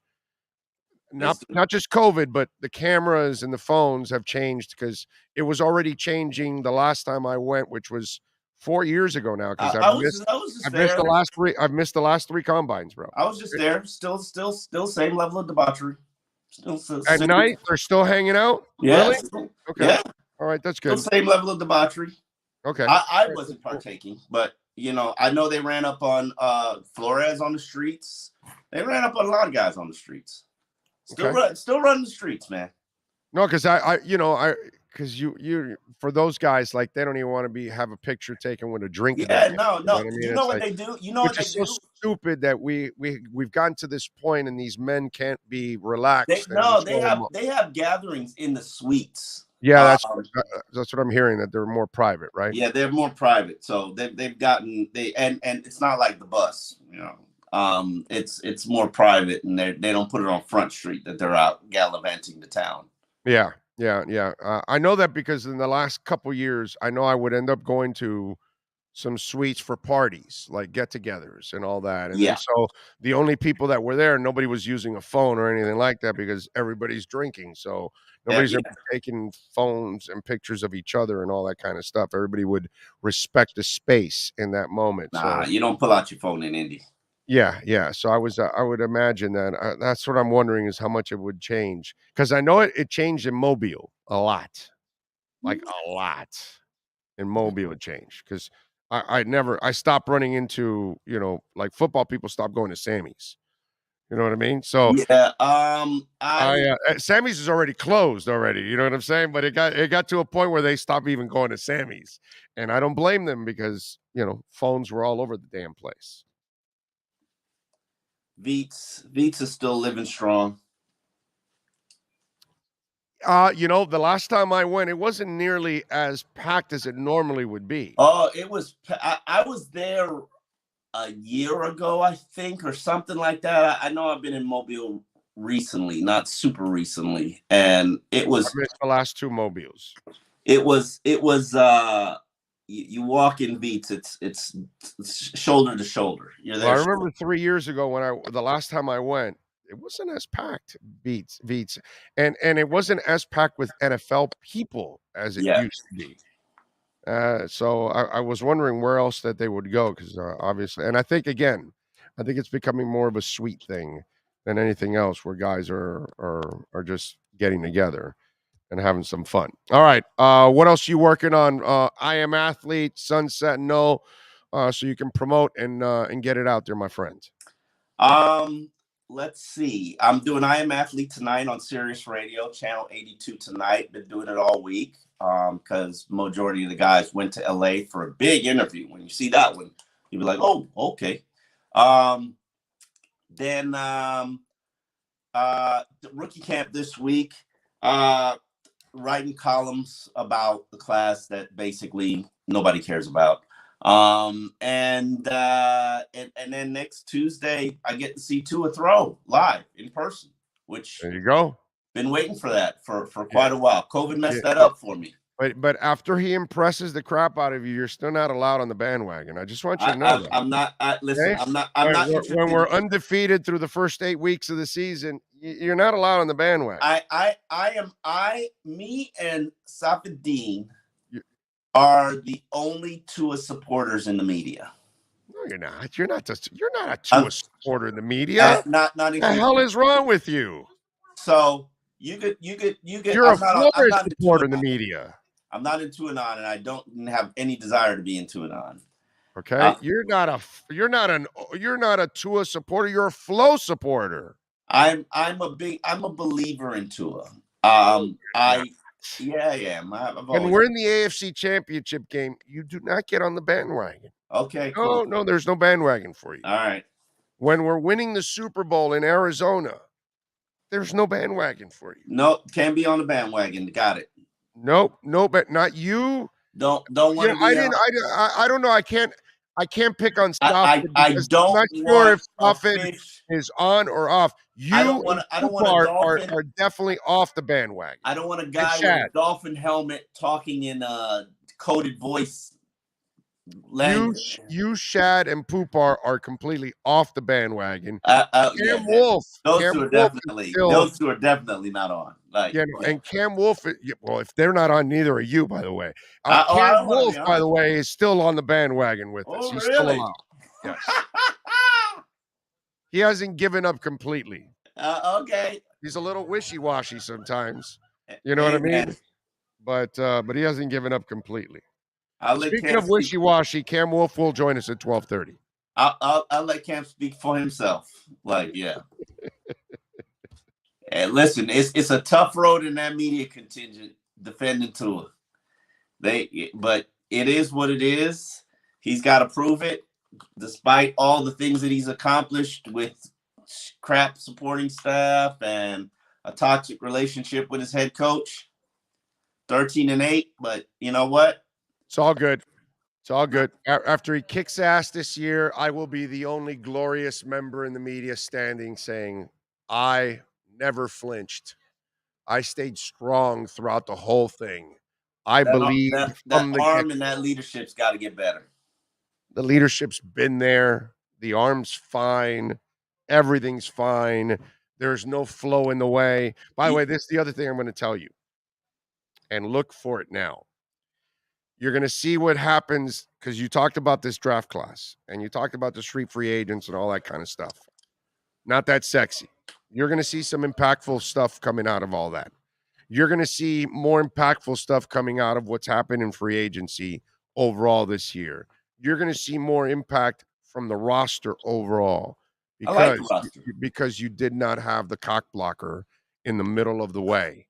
And I think because you eliminated the cock blocker, now that front office is going to be able to thrive and do the things that it really I have a great deal of respect for that front office, and there are a lot of people that I know and like and respect that respects that front office, the individual in that front office.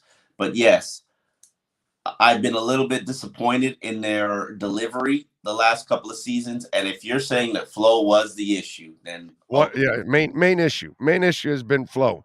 You're going to see more flow amongst everything that's going on in there now.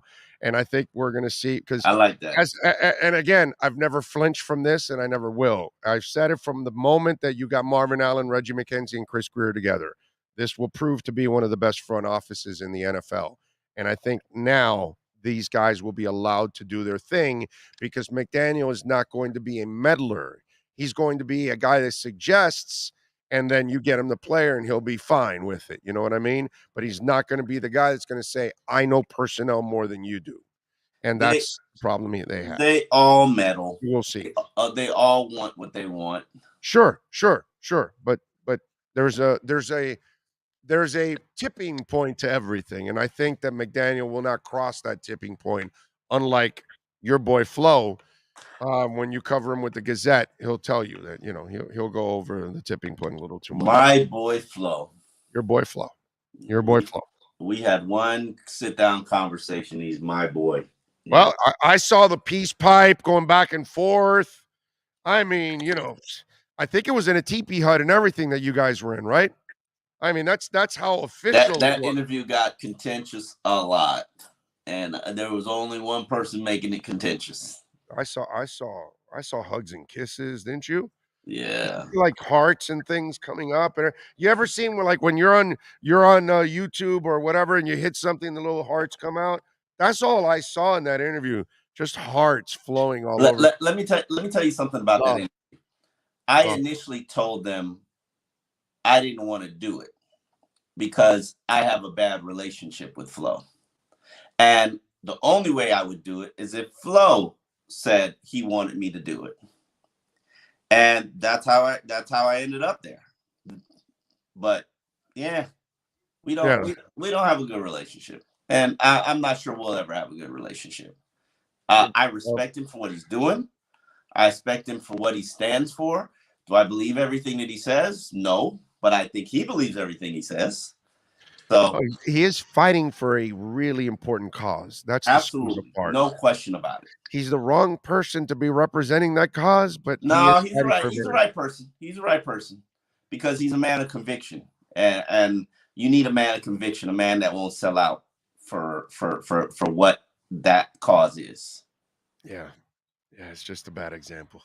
You had to use somebody that was really... No, it's a great example. It's a great example because he's a winning record. He produced 2 winning records. He had a miraculous turnaround. People were having discussion for Coach of the Year, and then you fired him.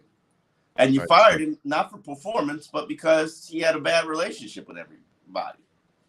So just because... And his claim is he had a bad relationship with everybody because you wanted him to tank, and he wouldn't tank. And there's truth and validity to that. Yeah, no, there's so much truth to a guy that all of a sudden has scruples, but he worked for Bill Belichick for 16 years. And you hired the black guy to tank. And that's part of the lawsuit too. You hired the black guy to tank so that you could dump him when you hey. Yeah, if you really had scruples, you would have reported him right there and then. Yeah, but you don't. Yeah, so you wait till it's for your convenience.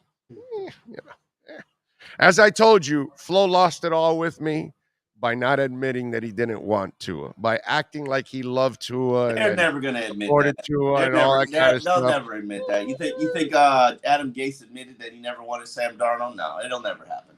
You know what I mean? But you got, you know what I mean? It's just like, okay, so hard for me to admit, if you want to be Mr. Truthful, you got to be Mr. Truthful all the way, bro. Even if it pains you, even if it pains somebody else. He didn't tell a lie. He said his relationship was contentious with them at times, but players and coaches challenge one another. That's what those good relationships do. I'm not sure Tua sees it that way, especially since he coached with Nick Saban. So I would think Nick Saban would challenge him plenty. There's a lot of growing to do for everybody.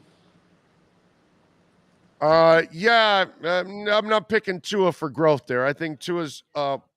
Tua needs to grow too. Tua needs to grow too. Don't think he doesn't. Tua handled things more professional than anyone else. At no point should you have said to yourself, I don't want to be a team captain because that means I would have to sit in a meeting with Flo once a week. Like, I'm sorry. That's not acceptable, and you need to grow and be better than that.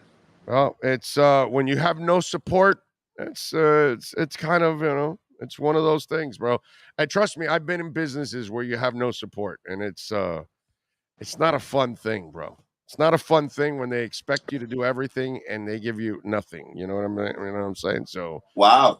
Didn't know that parallel could be made, but I see. Yes. I can Lack see. of support is every relationship, as I've said millions of times, needs to be nurtured. Doesn't matter what it is, bro. Could be business, could be personal, could be your dog, could be anything. Could be a salesperson that sees a customer coming up. You better nurture that relationship if you want to make that sale. So if you want to get somebody to do something, you want to pick up that woman, you want to, whatever it is, any kind of relationship must be nurtured. I'm going to take that for life, just so you know. I'm going to borrow. You should. I'm You gonna should. borrow. Yeah. It's your daughter, it's your wife, it's your boss, it's everything. It's Sean, it's whatever. Every relationship in life has to be nurtured. If it isn't, then there's going to be a problem in that relationship. It's the way it is, So, we all have to make some kind of sacrifices in all of our relationships. Follow him on Twitter at Omar Kelly, where he is definitely off the Tua bandwagon because he doesn't make it right in those relationships. Don't want to ride to Anon. I'm good. Don't want my membership card. We'll be waving you down from the Super Bowl. That's all right. That's all right. It's all good. See you later. Follow him on Twitter at Omar Kelly and subscribe at the South Florida Sun Sentinel, please. Support Omar, even if he doesn't support our guy Tua. See you later. You've been listening to the EJDconstruction.com Miami Dolphins Report with Omar Kelly. For additions, home remodeling, or custom work, call Eric at 305-433-4843. EJDconstruction.com is the custom home builder and general contractor you can trust. 305-433-4843.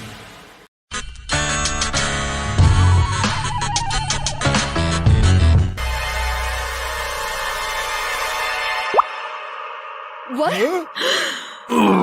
Oh, look.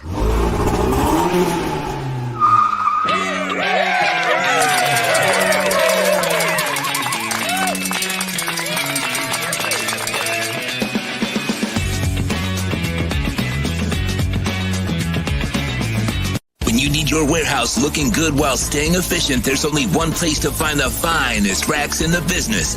Pallet Rack City in Hialeah. 305-424-8547. That's 305-424-8547. Pallet Rack City is the company you need when you want your warehouse sporting the finest racks in the business. After all, who doesn't love a great rack?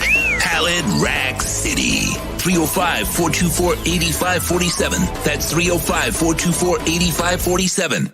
Welton Rayom has more than 62 years of litigation experience handling insurance disputes. They're committed to resolving even the toughest insurance claims quickly. Call them for a free consultation. 954-966-4646. At Welton Rayom, they don't get paid unless you win. Property damage claims to your home, business, or condo as a result of a hurricane. Welton Rayom can help. Water, mold, fire, smoke damage, Welton Rayom can help. Call 954-966-4646.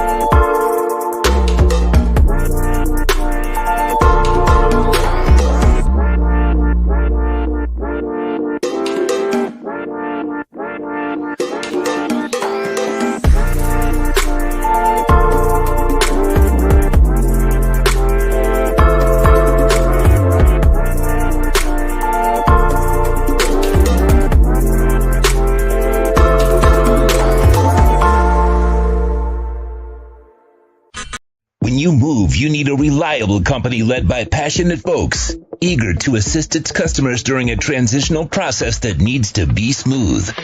Call Essential Moving Experts at 844-368-5750 for all your local and long-distance moving needs. You can rely on Essential Moving Experts. Mention the Big O Show and get $150 off. Family owned and operated, they offer free 30-day storage, full service moving, fully licensed, bonded, and insured. Moving was never so easy. EssentialMovingExperts.com.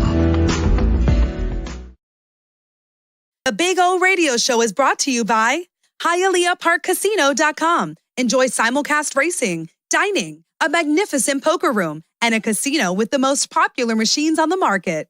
OKCoin.com. Download the app on iOS, Google Play, or Windows. OKCoin.com with over 50 different coins and incredible staking rewards. Pallet Rack City. There's only one place to find the finest racks in the business. Pallet Rack City. 305-424-8547. That's 305-424-8547. When it comes to South Florida sports teams, very few in the media have witnessed, lived, and covered it like the Big O. Let's start the program dedicated to your favorite South Florida teams with a passion that's unmatched. The Big O Radio Show is on. Here's the Big O. Folks, hour number 3 of the program. Cameron Wolf will be joining us at the bottom of the hour. We're coming to you live from the finest dealership in the business, and that is Craig Zinn's Acura of Pembroke Pines. By the way, we've got a little negative news, unfortunately, for the Panthers tonight. Carter Verhaeghe, the MVP of the series, he did not skate this morning, and he is a game-time decision tonight. And if anybody has watched the Panthers so far in this series, he's the MVP of the series. He's the guy that has been the monster in this series. So I'm not comfortable about missing that guy. That's one guy that has been a pain in the ass for the Washington Capitals. They will be very happy if he doesn't play tonight. I will be unhappy if he doesn't play tonight. So we'll find out. 7:30, Panthers favored by 1.5 goals. The over and under 6.5. Panthers are minus 190 in the money line. Capitals are plus 160. Let's see what we got here on the chat board. Flo was convinced Tua wasn't the guy, so he purposely sabotaged the offense. That's right. The Wayne D experience says, exactly. As a black man, I know Flo is full of it. Why? Wait till you get fired. Come on, Omar. He's fake. Was down until he got let go. Exactly. Samuel says, why didn't Flores report the Patriots on all that cheating that went on? Of course not. Flo's a phony, bro. It's a phony. He works for Belichick and all the cheating crap that they do. Spygate, Deflategate, filming the Bengals, putting out headsets from the opposing team at Gillette Stadium constantly. I mean, just go listen to Peyton Manning talk about all the crap that's gone on in Patriot games. You'll hear the stories. And then you'll say, coincidence or... And so all of a sudden, he's got scruples now. That's what I don't like about Flo. You know, if you're going to be that guy, then be that guy the entire time. So if you're going to be Mr. Holier than now, then you can't work for Belichick. And if you're going to be Mr. Holier than now, if Ross really offered to pay to lose, report him right there and then. Quit right there on the spot. Do you know how believable that would have been? You just took the job, and as in your first year, they're telling you lose and we'll pay you, and you quit, everybody would have believed you. Wait a minute, I'm a black man here. I'm a minority. It's tough enough for us to get these opportunities. I'm here in the middle of my rookie season, and my owner's asking me to lose on purpose. That's not what I'm about. everybody would have believed you, dog. But now that you're doing it, you put all that doubt in there.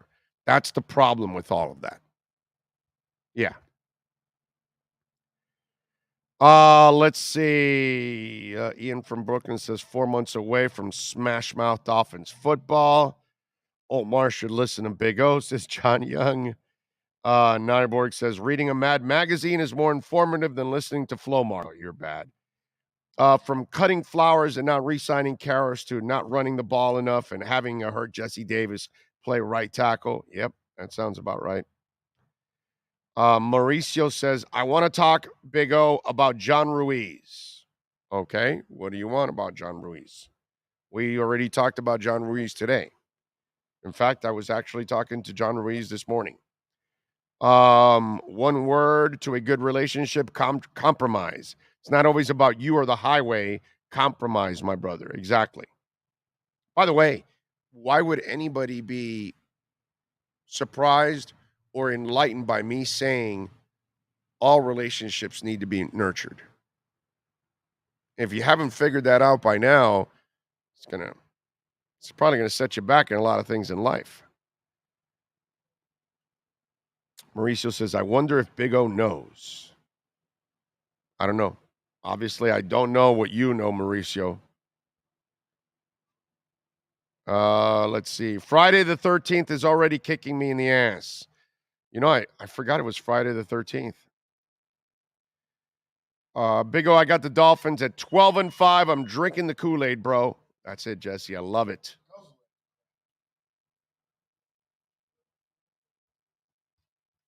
Let's see. Miami Sports Fanatic says he be having insiders from the U también, bro. Big O, Miami, Meng, Cuban, bro. World has avoided compromise. Much crap out there. Amen to that. Just look at our government. Democrats and Republicans will not work together. That's why we're in this mess. And the extremes from each side ruin it all. It's a shame. I wish we could find one man, one woman that can get everybody to work together and compromise. That's when we're at our best as Americans, when we can compromise. We're never going to make each other happy, but we've got to compromise to get there, and there's no compromise. That's the problem in this world. Big O, Carlos Santana, Earth, Wind, and Fire in West Palm Beach and Tampa in late August. I like it. For Santana, Earth, Wind, and Fire is a shell of what they used to be, my brother. So, it's not, put it this way. There's no Earth, Wind, and Fire without Maurice White. Just isn't, Let's see. He hasn't done anything in the NFL. I don't understand how people say the kid is so good. We need to bring back Henry Clay. Who's Henry Clay? Clay Henry? Charles Clay? The tight end? Charles Clay? He said Henry Clay. I don't know what Henry Clay was. Rosendo, who is Henry Clay? Oh, Charles Clay. Oh, Secretary of State? Why, he's the one guy that can bring everybody together? Huh? Oh, he died in 1852. Okay.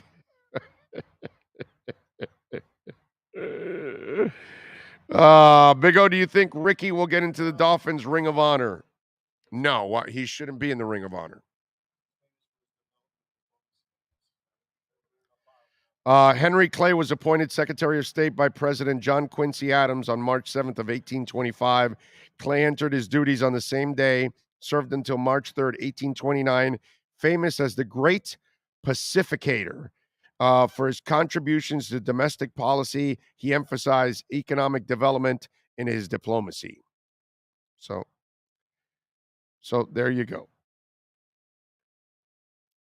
He helped a fragile union through several critical impasses. As senator, he forged the Compromise of 1850 to maintain the union, but such compromises could not settle the fractions issued that ultimately resulted in the Civil War. So ultimately, he failed.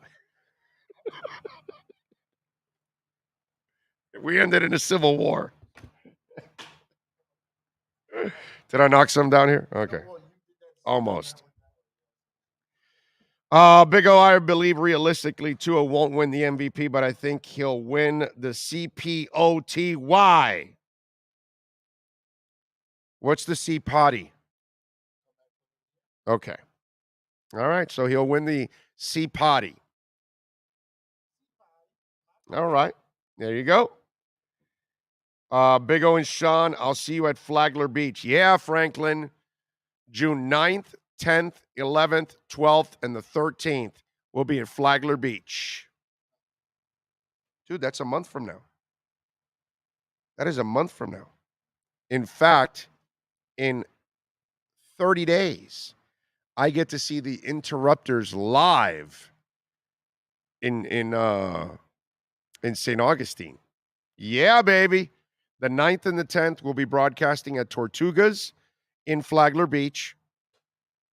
Right? Then the 11th we're off. The 12th will be at St. Augustine in that, I don't know where the amphitheater is or whatever, where we're going to be. I don't know the name of it in St. Augustine. Any of you that live in St. Augustine, you know. And then Monday, the 13th, we're back at Tortugas for our last broadcast, and then we're gone. How about that? There you go. Big O, let's see. That's a tough schedule right there, Big O. What do you think? I'm not worried about the schedule, brother. The Dolphins will be a good team, and I think we'll have a good year this year. So just the only thing I worry about is injuries. Injuries are the things that can really derail this season and any season for any team. Rich V also says, I'll be at Flagler Beach to meet you. I'm just down the road in Daytona. Love it. Love it. Essential Moving Experts. Sean and the great people will be there meeting us. Which one? 844-368-5750, baby.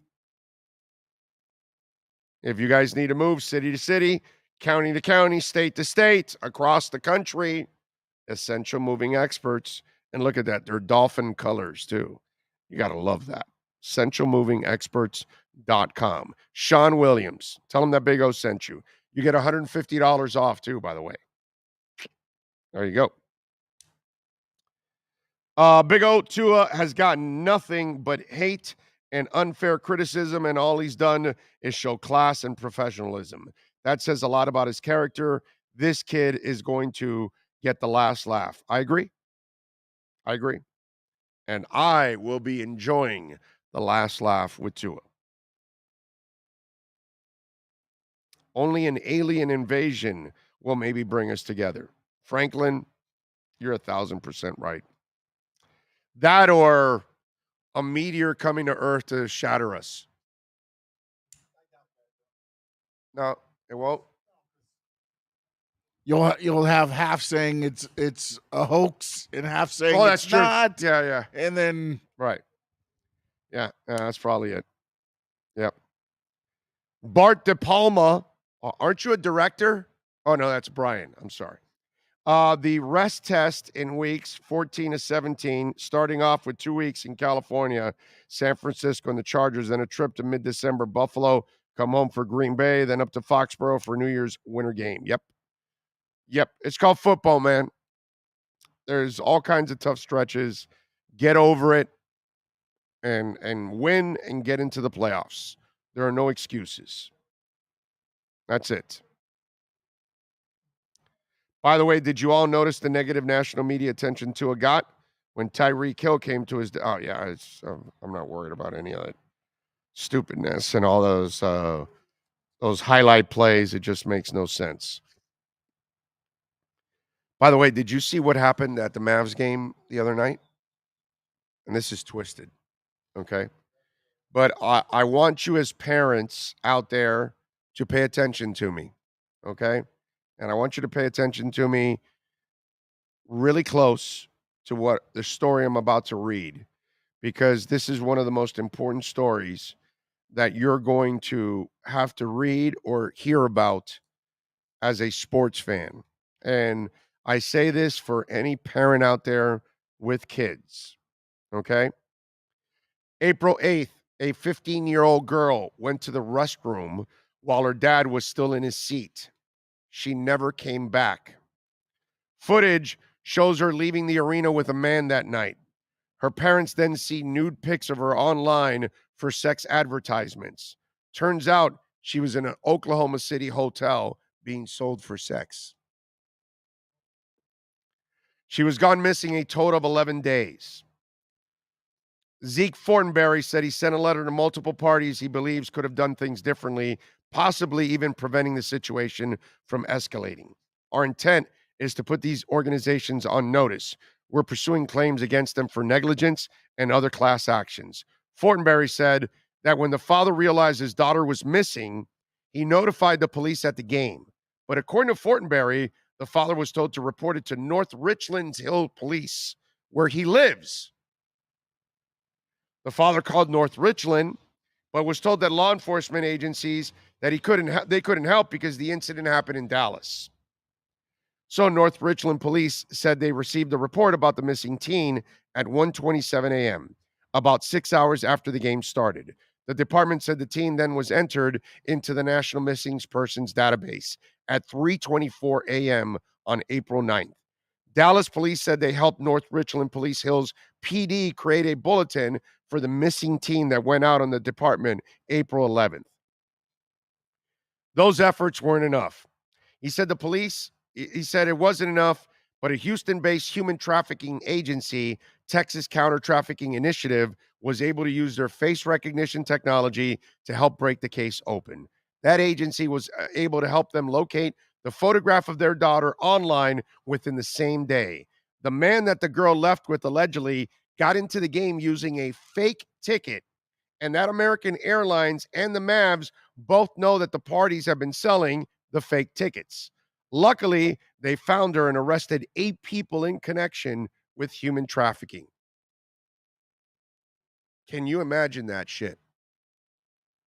And I say this, and I want to read this because your 15-year-old daughter is supposed to be safe at a game.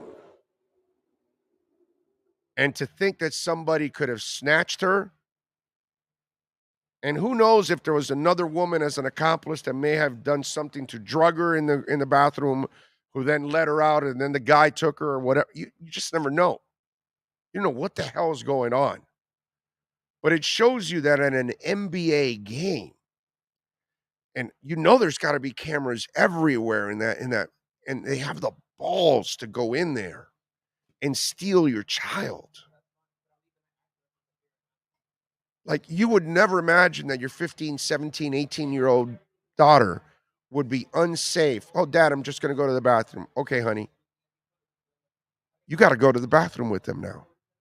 You got to stand outside that door and make sure that, everything's kosher.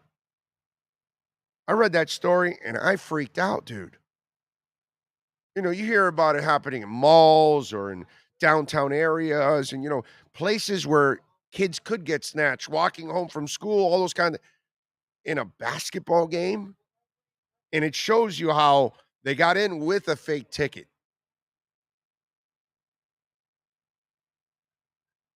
Man, I saw that story, and I know that this is not a per se sports story, but it is sports involved, and I want our sports community to be aware and involved as much as possible.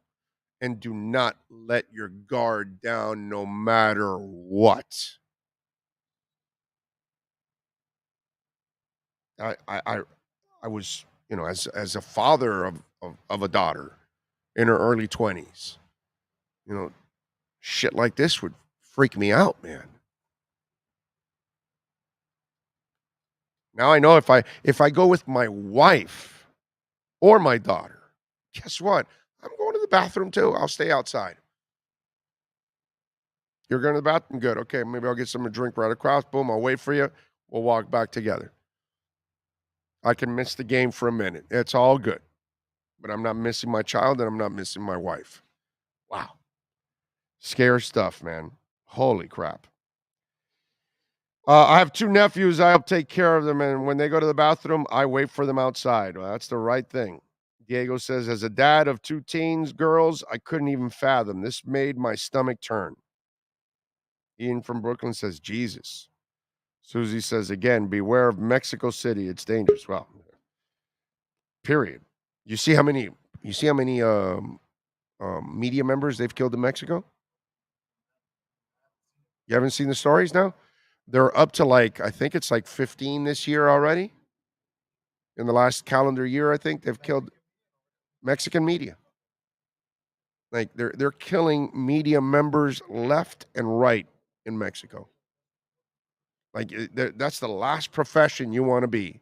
You don't want to be a judge in Colombia, or you don't want to be a media member in Mexico. I drove through Mexico one time. It was the scariest time of my life. Yeah, because we got stopped. Because they stop and they search your cars in a certain area. We were told we went to a fishing village, an American fishing village in Mexico. So where we were at was a safe place as far as the Baja area. It was getting there. We had to drive through, and we got stopped by 3 guys in military uniforms with M16s. And what we were told to pack was where we were going. I can't remember the name right off the top of my head now, but they gave us the shirt of where we were going to put on top of our. So when they opened up our luggage, they could see where we were going, and it worked. As soon as they saw it, they led. But they had the 2 M16s pointed at the car, and then the one searched the back, and then they let us go. But for that 5 or 10 minutes after that, I was like, I couldn't have got out of there quick enough. Luckily, it was on the way back, getting back to Arizona. We're crossing the line there, and You said last time. Oh, I was done. I was like, that's it. Next time we fly. Because there's an airport right beside where we were going. San Carlos, I think it was. San Carlos. I think it was the name of the fishing village. It's where a lot of, there's a marina there. A lot of the NASCAR drivers go there, too, because it's a small fishing village, but a lot of Americans go there. It's an American fishing village there. And, but it was one of the scariest. I was just like, man. Luckily, too, it was during the daylight, because I can only imagine, at night doing that stuff, man. Yeah. All right, let's move on. Don't forget, Sloman's 1-800-ALARM-ME, proud sponsor of our program. And folks, right now, the first 40 Big O listeners can get a free doorbell camera. Tell them that the Big O radio show sent you. You can get Alarmo. There you go, protecting your home, your family, like they do in our home, like they do in Sean's home. That's right, 1-800-ALARM-ME. It connects directly to your smartphone, so you know who's delivering, who's at your front door, if you want to talk to them. If you don't, let it go. Let it go. Let them ring the doorbell, and gone. History in the archives. That's what you're going to love about your Sloman Shield. Protect your home, protect your business, protect your family, and when you use our professional installation or our low-cost central station monitoring, you're going to get an LED touchscreen pad, which is really easy to use, a motion detector, 3-arm doors, and a backup battery. Call them, 1-800-ALARM-ME. Tell them that the Big O radio show sent you. Get your free doorbell camera. Sloman's Home Security. Cameron Wolf joins us next. We unleash the Wolf Pack as we get the latest in the NFL and the Miami Dolphins with our KSDT CPA Pro Football Report with NFL Network insider Cameron Wolf.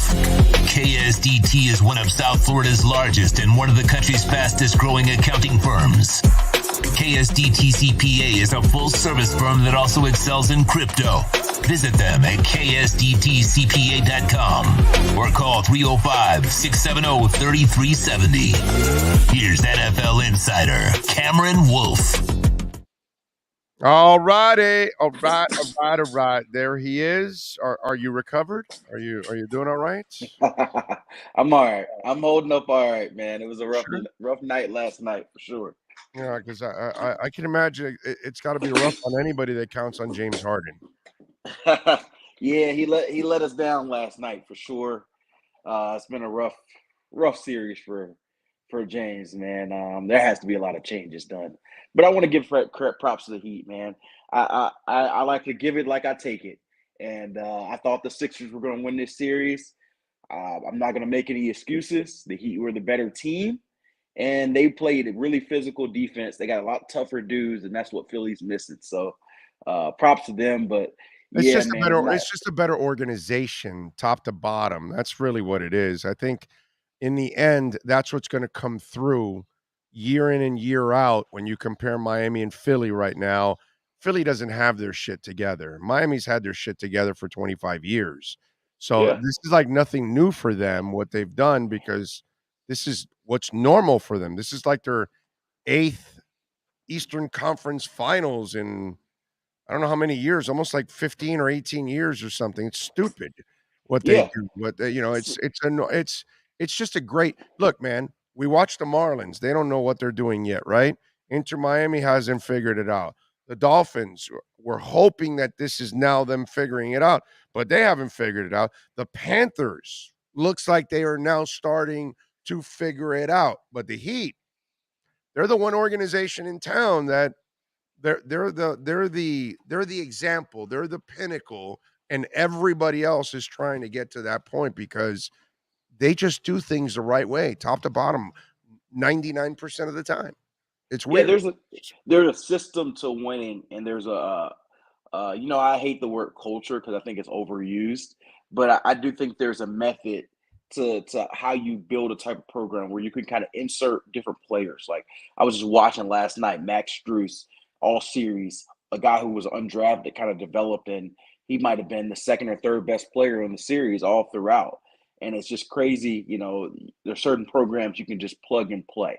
So like I thought, and I still think that Philly was the more talented team in this series, but the Heat had the better system, the better culture, the better hustle, the better coaching, and that won out. And so I think that stuff matters. I think Philly, whether it's a new coach, whether it's tougher players, I think they can get there where they can get over Miami. But right now they weren't there. They weren't, I would have loved to see the series if Embiid was healthy the whole time.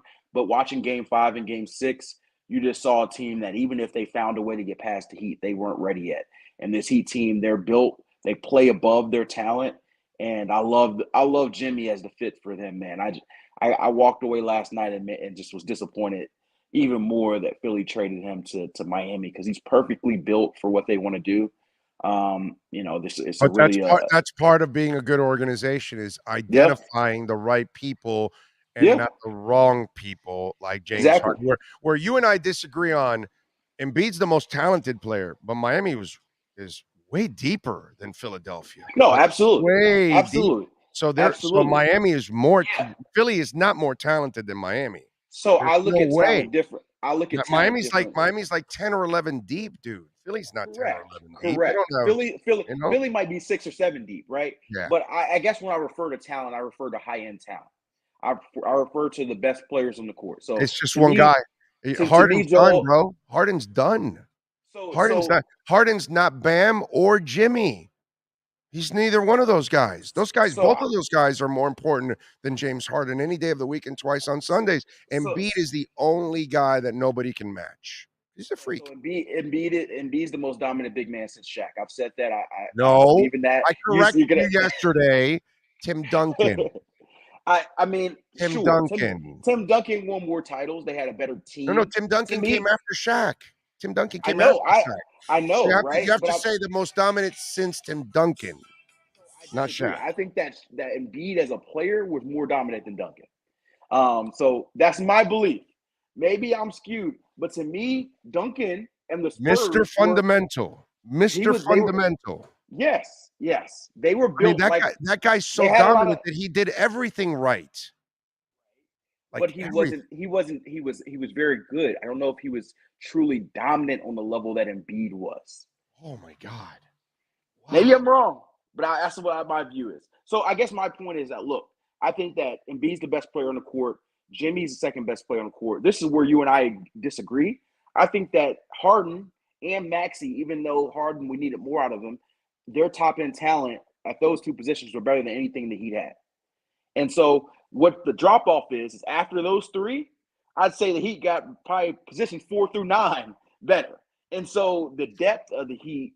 Wow. I just Harden for me, he doesn't belong anywhere near several of Miami Heat players. I I'll mean, take there was I'll take Max Strus over James Harden right now. Right.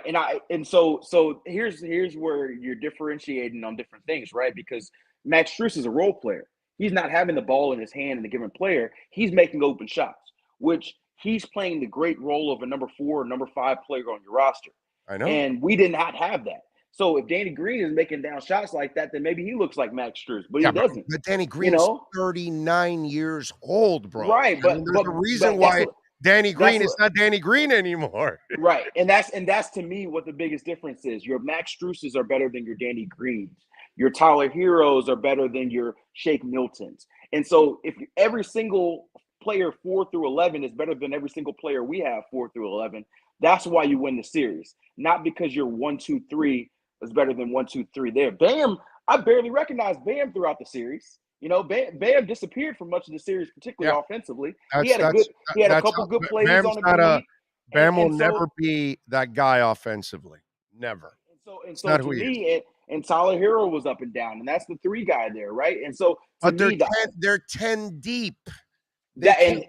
See, the difference is Philadelphia needs Maxey to do it every night because they have nobody else. But if Tyler doesn't do it, then Strus does it. And if Strus doesn't do it, then Butler does. And if Butler doesn't I absolutely agree. Somebody else. Hell, if you give Caleb Martin 25 minutes, he'll do it too. And, you know and that's where we absolutely agree. I think the Heat might be the deepest team in the league.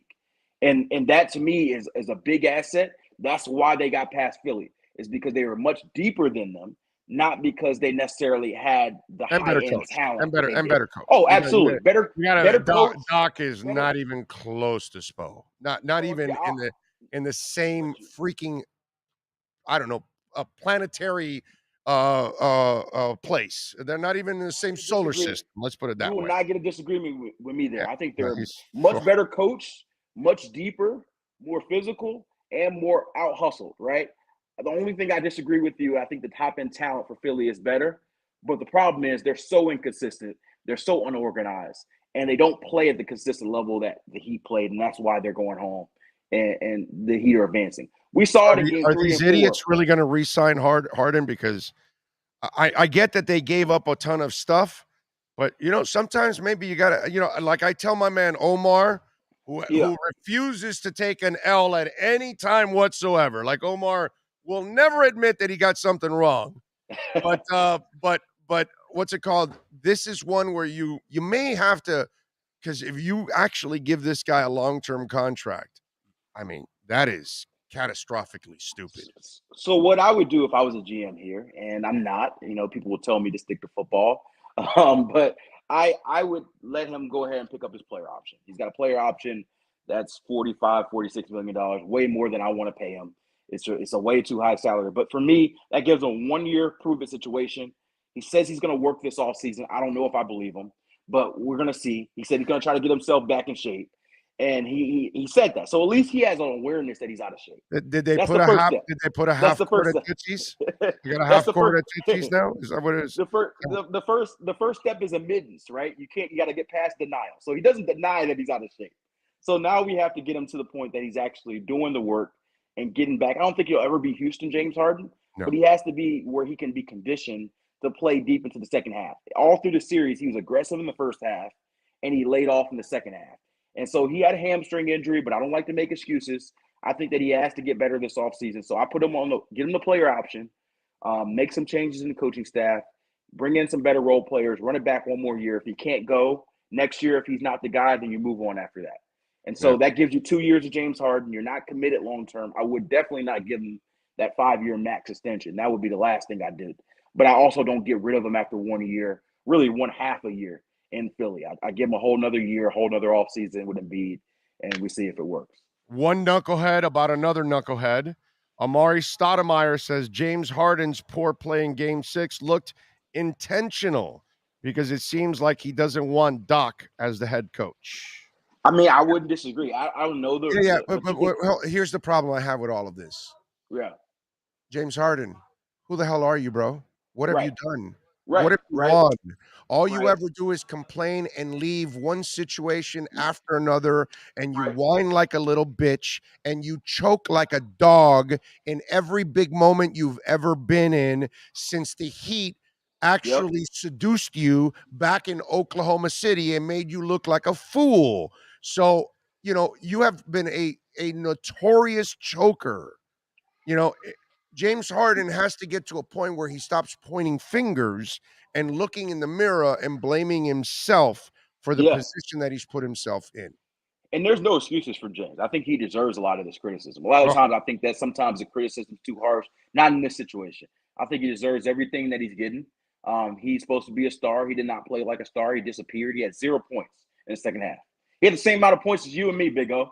We had the same amount of points as James Harden in the second half. no, the bad And part is so, when he starts looking like me. That's not the good thing. Yeah, he right, needs to look like you. You're in shape. He can't look like me, bro. right, That's right. then he needs And to join me here on the radio. he's got out tough, man. They put PJ Tucker on my man, and he just disappeared. He was not ready for the physicality, and so that was the biggest disappointment for me, man. I think he's got to get better. He's got to get tougher. I don't know, he's 32. I mean, it is what it is at this point. I I will say on the whole, he's throwing a game. If we want to make the jokes about Miami, why would James Harden give up a free ticket to Miami in Game 7 if that was a table Right, for yeah. him in the strip clubs? Yeah. But Yeah. man, it's a very tough situation for Philly because they're all in. They've got to run it back with Harden, but he hasn't been the guy for a while. He's got to prove the narrative wrong. I hope he takes it personally. That's why I want I all the don't I don't criticism on see James him as Harden. that guy. That's my problem with him. I hope so. I And don't so think he's that guy. so even last night, and he got criticized about it a lot, but Joel Embiid was very honest in the post-game comments where he was like, hey, I think we all brought him here expecting him to be Houston James Harden, and look, he's not that guy anymore. Maybe he's just a facilitator. I wanted him to be more aggressive, but maybe that's just who he is. And people were like, oh, you're not supposed to throw your teammate under the bus. That's what you did with Ben Simmons. Nah, I don't want to hear that. If I'm telling my teammate that and up in person, then I can tell the public that as well. That's my challenge to him. If you're not tough enough to take that, then you're not built for the city. Plus, So it that's also why, gets to the point where you insult everybody's intelligence too, because we know what we're seeing.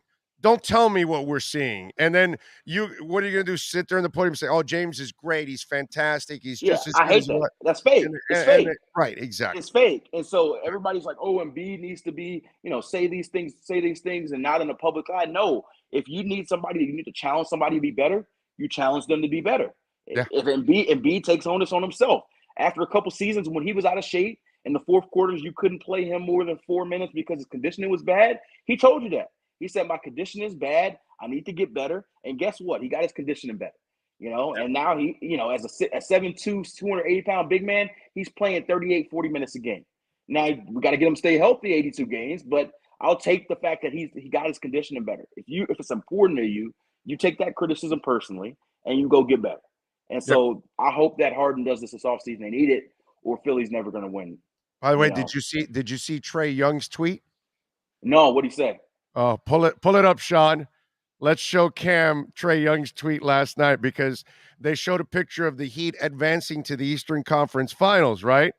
And in that picture, you look at it and you'll see Tyler and Oladipo and Butler and all these guys, right? And Trae goes, y'all better find a way to put Gabe Vincent up there too. Right. That's funny. Hey, but you know what? That Gabe makes me Vincent's- like Trae Young even more. Because we talk about honesty. That's him saying, yo, you better put that kid there because he balled against me. Yeah. He made my life miserable. He locked me up. He's He one of locked the me up. reasons why I'm watching them on television right now. And I love that Trae Young said that because guys like Gabe Vincent deserve that kind of love. You know what I'm saying? And by the way, I know that it tires you, the culture thing. But let me just tell you, for 25 years, we watched Udonis Haslem. Okay, I covered him as a fat kid at Miami High, winning a state title for Frank Martin before he became a college coach. Okay, and he went to Florida and was the fat kid again, dominating. And then he had to do the Europe thing, and then Miami got him and he lost a human being, and all of a sudden he became a hell of a player, and he'll be in the rafters when it's all said and done. And whether it's Isaac Austin losing 90 pounds or watching Keon Dooling resurrect his career, this has been going on for 25 years. The stories of Yep. the Gabe Vincents of the world and all that kind of stuff, this is what Miami has done, resurrecting so many careers under Pat Riley and this staff. And so you're right. The culture thing might be worn out in other places, but this is the one place where I give it to him, bro, because you come in as a player, and if you sell yourself to them, James Johnson played his best basketball here. He never Yeah. played. He was a journeyman. Whiteside played his best basketball here. Tyler Johnson, all those guys that never really did anything else. Right. They played their best basketball moments here. And Yeah. and it's because there is a culture that if you do come here, it's proven you will get better no matter Yeah, what. one of the most consistent organizations really of the last 15 20 years, and obviously they got the prominence during the Big Three era, but even outside of that, even before that, when Dwayne got here, it kind of started the wheel. And I think that I got nothing but respect. I had to talk a little bit because I'm a Philly fan and I had to I want get to it. beat them, but I've got a lot of respect. There's certain organizations I don't have a lot of respect for. I have a lot of respect for that Miami organization. They do things the right way. I'm not a big user of the culture word. I think it's overused, but I think if one team can use that word, it's the Heat, because they do it, and that depth is something. Well, The depth, the physicality. the Ravens have Yep. a culture, whether you Yep. like it or not. The effing Ravens have a Right. culture, and they've had it for different offenses, different players. You're a better player when you go to that organization. The Patriots have had their culture. They will make you better. They will find a spot for you, whatever. There are certain organizations that do cross that threshold, that they have a system, they have a way of doing things. And when they bring you in, as long as you kind of follow those steps, you will have the same kind of success that they've been having for many, many years. That's kind of the way it is, Absolutely. Yeah. Absolutely. So I told my buddy, I got a close buddy who's a season ticket holder, and I go to some games with him during the year. We talk on our group chat. I'm like, hey man, I will begrudgingly root for the Heat against the rest of these Eastern Conference teams. Like, I wanted Philly to win, but I'd rather see the Heat in the finals than Giannis or definitely Boston. So I will hope for Miami. I'm not a sour grapes guy. Miami beat Hey, us. ESPN fair and might need square. you for a little extra work too, bro. So, I mean, Well, I I'm not know with you're on ESPN NFL anymore. Network, but they might bring you over, or CBS or somebody, or NBC or something. They might bring you over. You never know. So you might get a little extra work. So I covered a lot of Heat. So I know all these players really well. I was There you there with go. Jimmy Butler's first intro press conference. I still remember the first time I got there. We got there a couple hours early because we were doing TV from there. And the first dude who was there in the gym before they set even the press conference stuff up was Tyler Hero, shooting in the gym, had his music up super loud. He saw us come in and he was like, "Hey man, sorry, is this music too loud?" He's bumping rap music and whatnot. I'm like, "Hey man, nah, you're good. Do your thing." And that's from that point I was like, "Hey man, this guy's gonna be good." And I already knew Jimmy was good from my Philly time, and so I got a lot of respect for these dudes. They made the run in the finals in the bubble. They could make another finals run this year. It wouldn't shock me. So I don't think I'll be covering them anytime soon, but I'll be watching them and hoping they give these other teams hell like they gave us. I'm during just the series. I'm just hoping that the Dolphins can get to the point where they can give you guys the kind of coverage that it's fun, the playoffs and things like that. Man, you and me both. All right, so the schedule comes out yesterday, and let's ask you. Yeah. I love the first month because we get a good feel for the Dolphins right from the get-go in those first 4 games. Your thoughts? My thoughts is they better come out hot early in the season.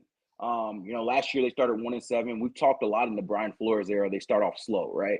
And so it's a new coach. Hopefully that turns over. But September and October, they've been a really bad team, and they turn it on November, December. They can't afford that this year. They don't have that luxury. They start off with a softer schedule early, and then that end of the schedule, the last 6 games really stand out to me. It's a difficult point in that schedule where they go to San Fran and LA and Buffalo and 3 back-to-back games. And then I think they have Green Bay on Christmas, and then they had at New England. And that 5-game stretch against teams that are probably playoff contenders, I think is going to define the season. But they've got to start off strong. You know, that first 9 games, 6-3, 7-2, that sort of thing. I think it's important to come off to that type of start. So I think it worked out well, honestly, for Miami, as best as you could hope for it. The end, you're going to have a stretch. And I think you'd rather have it at the end of the season when you're at your best, guys have chemistry, than early in the season where you fall into a hole. So that's probably the biggest thing that stood out to me. They got 2 national TV games, so not 3. a lot, but 3. No, we 3. Sean's right. Christmas on is not Christmas Day, there's only 3 games. The league So played you're on right. Saturday. You're right. Those You're 3 right. games, every time they're on, that's the only game in town, dude. So two that's- two primetime games, 3 national TV games. You're right. Yeah, 2 primetime, 3 national TV. That's fine because they got the early game. It's kind of like the Thanksgiving. They're trying to take over Christmas. I did find it interesting, and the NFL would never. They don't need to try to take over. They Right. just need to show up, and they'll take over whatever the hell it is. But I'll tell you this, and obviously I work for NFL Network, so hopefully nobody gets mad at me for this. But I thought it was interesting because it's the first time in forever they've had Christmas Day games. That's always been the NBA Right. games, right? And so this year they not only came on Christmas, they came with a lot of the smoke that threatens NBA teams. Yes. Like look at some of those schedules. You got Miami, Green Bay. That's the Milwaukee market and the Miami market. You're telling me that the NBA wouldn't have wanted to put Milwaukee and Miami, which may be the Eastern Conference Finals, on a Christmas Day, and now they're not going to be able to do it because that's blocked off there. They've got Arizona on there. That's the Phoenix Suns. You think they weren't going to want to put the Phoenix Suns there on Christmas Day?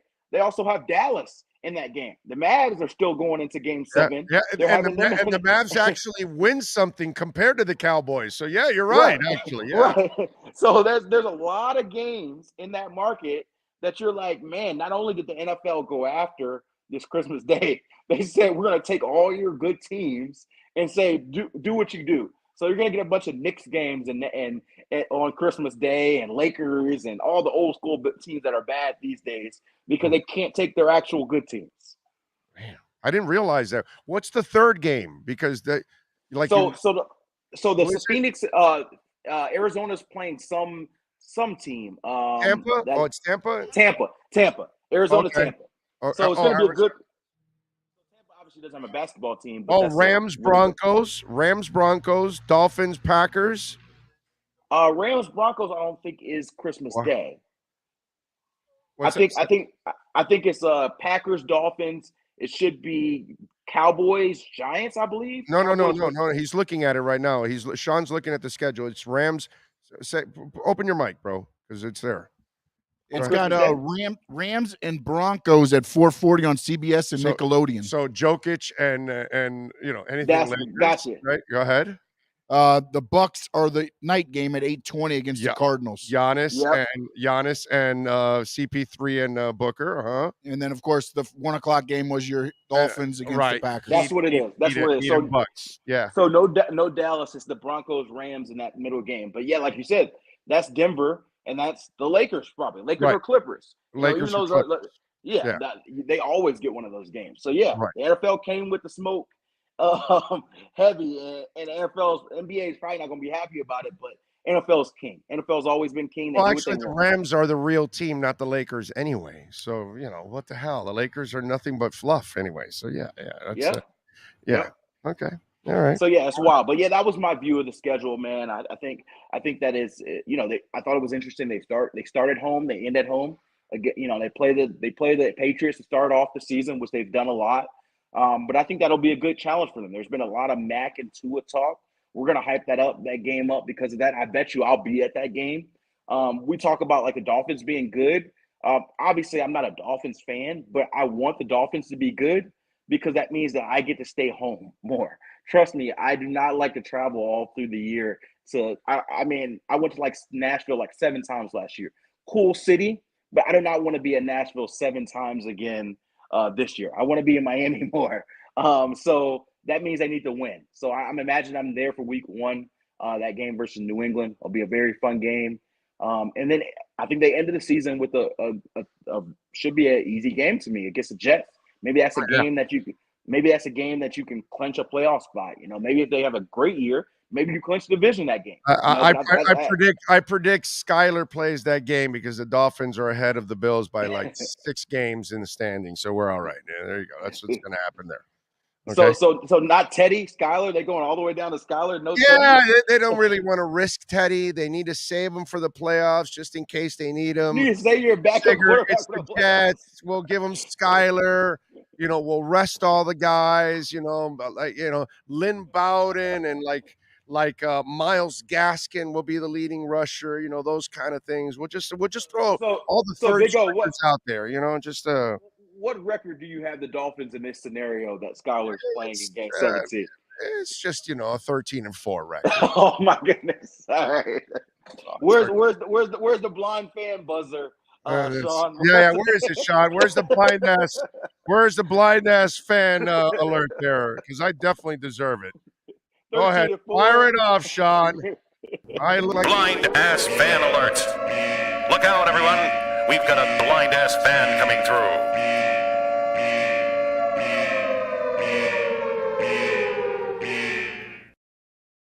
There you go. By the way, Sean's got him 17-0 because he wants them to beat the prior record to end up 20-0 when it's all said and done. So I definitely was a blind ass fan with the Sixers. Yes, you guys are blind ass fans with 17-0 and 13-4. I think the Dolphins will be better. I don't think they'll be 13-4. I think right now. I think 12-5. I'll accept 12-5. That's all right. I mean, it's okay. It's all good. It's all good. It's all good. I think you should be happy with if 11-6 works out that way. I think that would be good for the Dolphins. I know you don't really want to excite people too much and tell them that you really feel it's a 14-3 team, but that's all right. It's all good. Now, I am not selling hope. That's one thing I will not do to Dolphins fans. Just give us some hopium. Come on, no bro. Hopium. I don't want y'all to OD. I do not want the Dolphins fans to OD on the hopium. I need hopium. I'll give you little hints throughout the offseason. I'm not gonna give you a full dose. I can't give you the full dose. As a reporter, what are you looking forward to most seeing this offseason in your rookie camp this weekend? I'm saying. So I won't be in rookie camp this weekend. I'm actually doing this while I'm at my family's house in Texas. Okay. My sister's actually graduating in a couple hours. So she's getting her master's degree at Texas A&M Commerce. So I'm down here this weekend. There you go. Somebody has the brains in that family. I know, right? It sure isn't me. Yeah, what the hell happened to you, bro? Come on. Hey, man. Hey, there's always a slacker in every family, right? And so that's my role. You're the James Harden of the family. I'm the James Harden of the family. It's the off season, so I'm about to be in the clubs. I'm about to be on the beaches and the yachts. So my shape is probably going to be a little rough. I'm gonna come to training camp, a few extra pounds, So this is your sister that's getting the master's degree? Yes. So she's the Embiid of the family. She's the dominant one. Yeah. She's just shining, and she's just trying to. She needs more help. She needs more help from the rest of us, and we're not here to give it. So we're here to support, though. We'll support her individual success. So yeah, that's what I'm gonna do. So I will not be around for rookie minicamp, but I will be back next week to check out OTAs. Out there to see them play. So I think for me, celebrate her graduation James Harden style by making it rain. Yeah, absolutely. Okay. If I'm the James Harden of the family, we got to do it right. We can't just like half do it. All right. I'll make sure. If there's one thing that James Harden's good at, is making sure to celebrate. And making sure you have a good time. So you're in Houston. You said you're in Houston. No, I'm actually in Dallas. Dallas. I'm in Dallas. So I was in Houston earlier this week because I've got some family out there too. So I went to go see some of my family in Houston. Went to go see the rest of them here. So I'll be here through the weekend. First time I went to not first time because I used to go to Houston when I was a kid, but when I last went, the first time I went to Houston like years ago, I freaked out that like here, Spanish is normal to see signs in Spanish. Over there, Chinese signs. I'm like, I didn't realize how big the Chinese community is in Houston. That even the street signs and stuff will be in Chinese, and they're like, wow, so much diversity, man. Like I know in Miami, they talk about it being a different culture, but to be honest, a lot of the culture is Latin culture, right? And so in Houston, it's everything. You're gonna have like every type of Latin culture. You're gonna have For sure. Black, you're gonna have Chinese, you're gonna have white. Like, I don't even know what the majority is in Houston. I think it's just like but I would be all but I'd 10% of everything. But a Spanish sign, I would not freak out in Houston. Okay, that's normal, obviously, because the Mexican community has always been enormous in Texas. But bro, when I started seeing Chinese signs, I'm like, wow, dude, that's impressive. That must mean, and I would imagine from the Yao Ming days, that probably also influenced a lot from back then. I don't know, who knows? But yeah, absolutely. There's a big, because like if you remember, Jeremy Lin played out there in Houston, and so like I remember covering games down there in Houston, and there were literally the Chinese media had 3 times as many media as the American media. At the Houston Rockets games because of Jeremy Lin. So just that it's a huge following. Like a lot of the Chinese community follows the NBA. And so we get caught in our bubble here in America and think that everything's America based. But like F1 this past week and like some of these cities kind of teach you just how much international communities have views of our leagues, whether it be NBA, NFL, whatever it is. So definitely a big melting pot in Houston. And so, I went to school out there, so I got to experience a lot of it firsthand. Catch him at the NFL Network, not this weekend because he'll be making it rain at his sister's graduation, which is a good thing. And then, of course, follow him on Twitter at Cameron Wolf and catch him twice a week doing his thing here with our KSDT CPA Miami Dolphins NFL report. Cam, have a great weekend, my friend. Congratulations to your sister. Thank you for taking some time, man. Absolutely. Appreciate you guys. You got it. There you go. Cameron Wolf, baby. KSDT CPA. This has been the KSDT CPA Pro Football Report with NFL insider Cameron Wolf. KSDT is recognized by Forbes as one of the top tax accounting firms for 2022. KSDT CPA is a full-service firm that also excels in crypto. Visit them at ksdtcpa.com or call 305-670-3370. All right, we are back. We're back. Thank you. We got Brewers and Marlins tonight at 6:40. Yes, sir, at Lone Depot Park. See if the boys can get back on the winning track and win a few games here. We've got Inter Miami back in action tomorrow, baby. Drive Pink Stadium. They'll take on the DC United. They are tied for last place right now in the conference with 10 points at 3-6-1. Do you know that I was checking this out? So far, they're 22-36-9 in their existence. That's bad, dude. That's bad. That's 3 years of zero hope right there. Chris Henderson has a lot of work in place, and I hope he can find some young guys, man. Wow, that is rough. 22-36-9. It's hard to sell soccer that way. Guys like me will always watch and support and love and all of that, but if you want to get, the average person, you better start entertaining and winning, man. Yes, sir. Did you see Neville's comments after the U.S. Yeah, Open he wasn't game? happy. Yeah, he wasn't happy. He's like, now you see why these guys aren't getting playing time during the regular season. Yeah. Well, Higuain started. No, I know. I have a feeling I saw. It's like when the comments were geared toward, but it was very interesting to see it kind of, I guess, playing. I guess because when you look at other sports, you don't see that. Like, I think Neville's just had it up to here. And right. Like, he inherited that shit. He gives no hope at all. Yeah. I'm just gonna start. I'm gonna air it. So if I go down, I'm burning it all. Well, no, he also has to make. Well, listen. As I said it when I was even working. Yeah. That I can't blame him for the crap he's inherited. No, you can't blame him. But ultimately, this is going to be his second year. Yeah. So unfortunately, I think you're going to see. Possibly. I think he's distancing himself. So hopefully, maybe he sees a third season, but I don't know, because you do see some things going good for that team. Yes, when they're young. Yeah, when they play the young guys. Yes, when they look like they can hang with other teams. When they go back to the shit he had to inherit, the Higuain contract is going to go down as one of the worst contracts in all of pro sports history for South Florida. Okay? Just like I told you, if the Panthers effed around with the Washington Capitals and lost in the first round, which they still can, which I don't think they will, but if they lose, this would be equivalent to being the biggest choke job next to the 86 Hurricanes against Penn State. These are the facts. So you want to avoid this kind of stuff? Well, then let's go, man. Pick it up, figure it out. But yeah, I feel bad for Neville to a certain extent because he was given a bunch of this crap, and Higuain has been a freaking cancer, bro. It's a cancer. It's a terrible contract. This whole thing, just because you're a stud somewhere else, this league is completely different, and it baffles all kinds of really good players. The guy's done. In Vancouver, the signs in the airport are in Chinese. Wow, never been to Vancouver. I hear Vancouver is awesome. Like, super beautiful place to go and hang out and ski and enjoy. I've only heard great things about visiting Vancouver. Let's see. Houston sounds a lot like Atlanta, melting pot here in Atlanta. We're a melting pot as a country, man.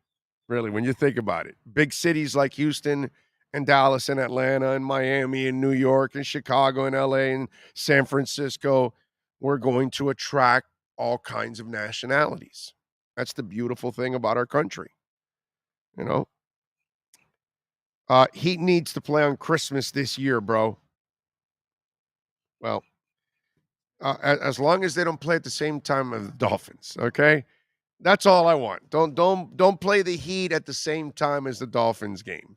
Play the Heat in the evening. They are a primetime team, so you should play them a little bit later anyway.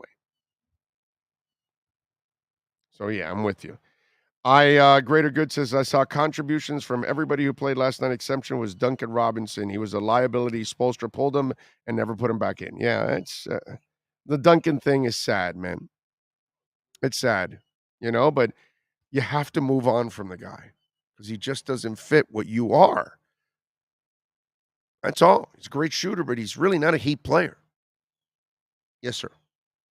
What was weird to me, too, was that they almost cleared out that whole side of the floor for him, and they used to force those passes to him. And now it was just like, oh, Duncan's over there. Let's play ball. Right. We just leave that part of the court off limits. Right, right. It was very weird to see, kind of, in a way. Yeah, it's and the opponent has lost respect for him too. It's not like it was Duncan by himself with a guy that was almost near the foul line and the baseline there. Yeah, it's not the same. MJ Quarch says, Big O, it's easy to tell you're making progress and being successful with this format. Now 790 and other places are trying to get up on YouTube the way you guys do. Love the new Panthers segment. Thank you. I appreciate that. Yeah, 790 will never get to where we're at. And neither will 560. So they can't do the things we do. So they can try, but their organization, Odyssey, won't let them do it anyway. So, and by the way, I appreciate it. Thank you, man. We are so blessed to do what we're doing now and the way things are going. I'm really proud of what we've been able to accomplish. And we got a way better lineup than anything they've got on 560. We've got all the insiders. We've got it. I mean, it's not even close. There's nothing left over there. You know what I mean? I feel bad for Joe because it's like he's just, he'll milk the check till the end of the year and then get the hell out. But, it's a terrible place. And 790 is a joke. I mean, there's nothing there. What do they have? The morning show? Those guys also, and that's it. That's all they got. And they'll move over to Joe's spot at the end of, at the beginning of next year when Joe steps out. So it's not a big deal. I'm not worried about that. But thank you. And we appreciate it, man. It's we're blessed. We're blessed. But this is where life is. We don't listen to traditional radio or watch traditional television anymore like we used to. Everything's apps, everything's on demand. That's why I knew this format was going to work. You just got to work at it and put together the right product and get it out there, and then people will then absorb it, and then they'll understand it. And eventually people have understood what we're doing, and they've picked up on it, and we're so lucky, man. We are. Yes, sir. No, and also I want to say YouTube is our, most viewed platform, but we're also on Twitch and Facebook every day as well. Right. We're streaming and Twitter to both of those every day. Yeah. Yeah. So we're on Twitter, Twitch, Facebook, and YouTube. streaming every day, live. And then we're on, obviously, SoundCloud, iTunes, Spotify, Stitcher, all that stuff. Amazon, iHeart, wherever you can get your podcast, you search Big O Radio Show and you get it. So yeah, we are blessed.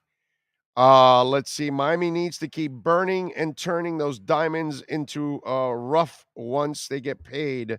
LOL, they start to disappear. Hopefully, we have some more first round picks. We've been hitting on those. They have one coming up, don't they? No, they haven't traded it yet. I don't think so. Yeah. In the couple of minutes he played, yeah, that's right. Big O, for the X-Men Dolphin game, I don't blame you if you do the game from your living room. No, we'll be doing it from Sports Grill in Doral. That's where we're going to be doing it from. Sports Grill in Doral, baby. All right. Let's see. Can you do a great job? And you're a great person, but the Sixers blow and the Heat are a much better club, says Adam to Cam. Oh, Lordy. What else do we have here? Oh, you see the new NBA trophies? They've got a new NBA Larry O'Brien trophy. It's kind of like the old one, a little bit of a twist. And then the new conference MVP trophies are called the Larry Bird MVP trophy and the Magic Johnson MVP trophy for the East and the West. That's pretty cool. And then the conference trophies, the one that the Heat is going to win on the next round is the Bob Cousy Eastern Conference trophy, and on the West will be the Oscar Robertson Western Conference trophy. So the NBA renames their trophies and dedicates it to the greats. And I don't know if you guys saw, there was a little cut.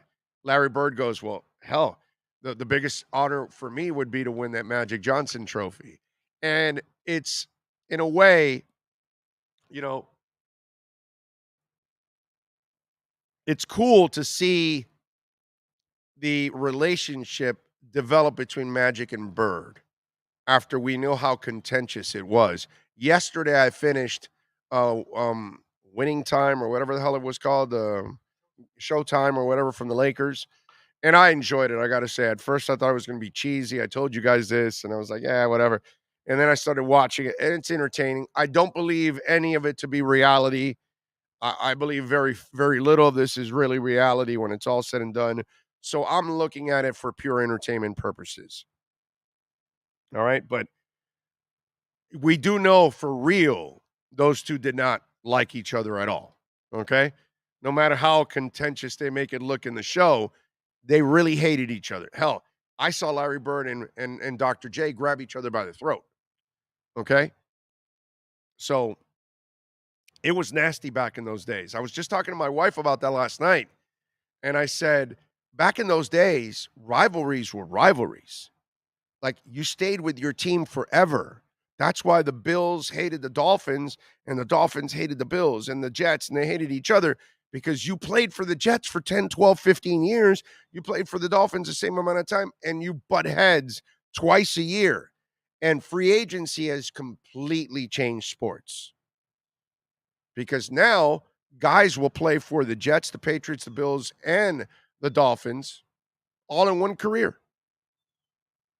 How many players can you name that have played for 3 or 4 of the teams in the same division? A lot. So it's changed. The hatred is not the same. It's just completely different. But it's really cool to see that those guys were able to put that hatred away after those heated ass rivalries between those guys, between the greatest rivalry in the last, I want to say, 50 years of sports. Any sport. Because no sport like basketball had Bird and Magic going up against each other for 10 years, including college.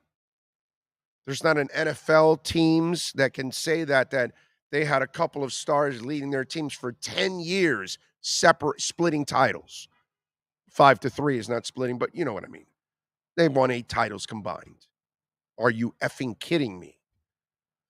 That doesn't happen in baseball. That doesn't happen in basketball. I mean, it doesn't happen in basketball either. It doesn't happen in football. It doesn't happen in hockey. It doesn't happen at any time except in the 80s between those two teams.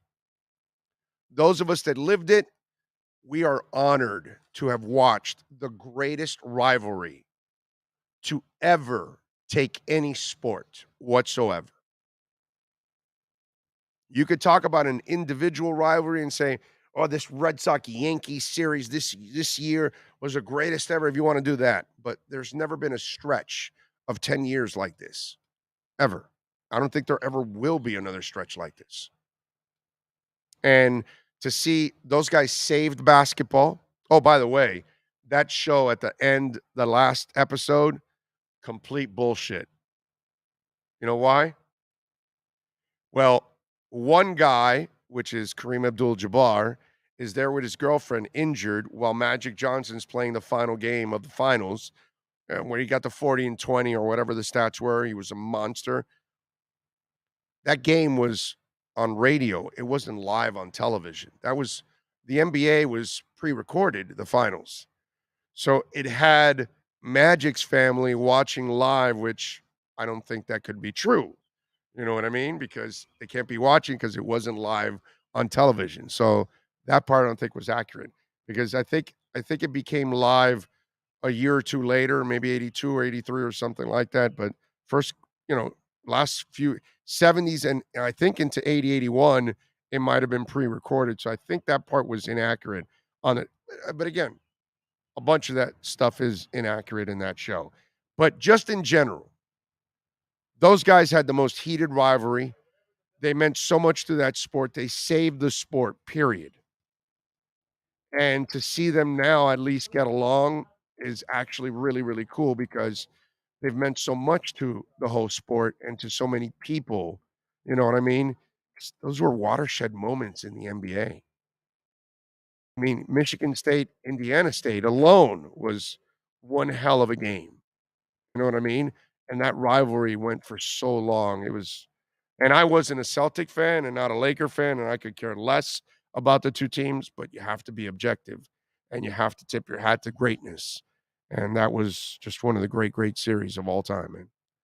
So it's really cool to see how those guys, get along.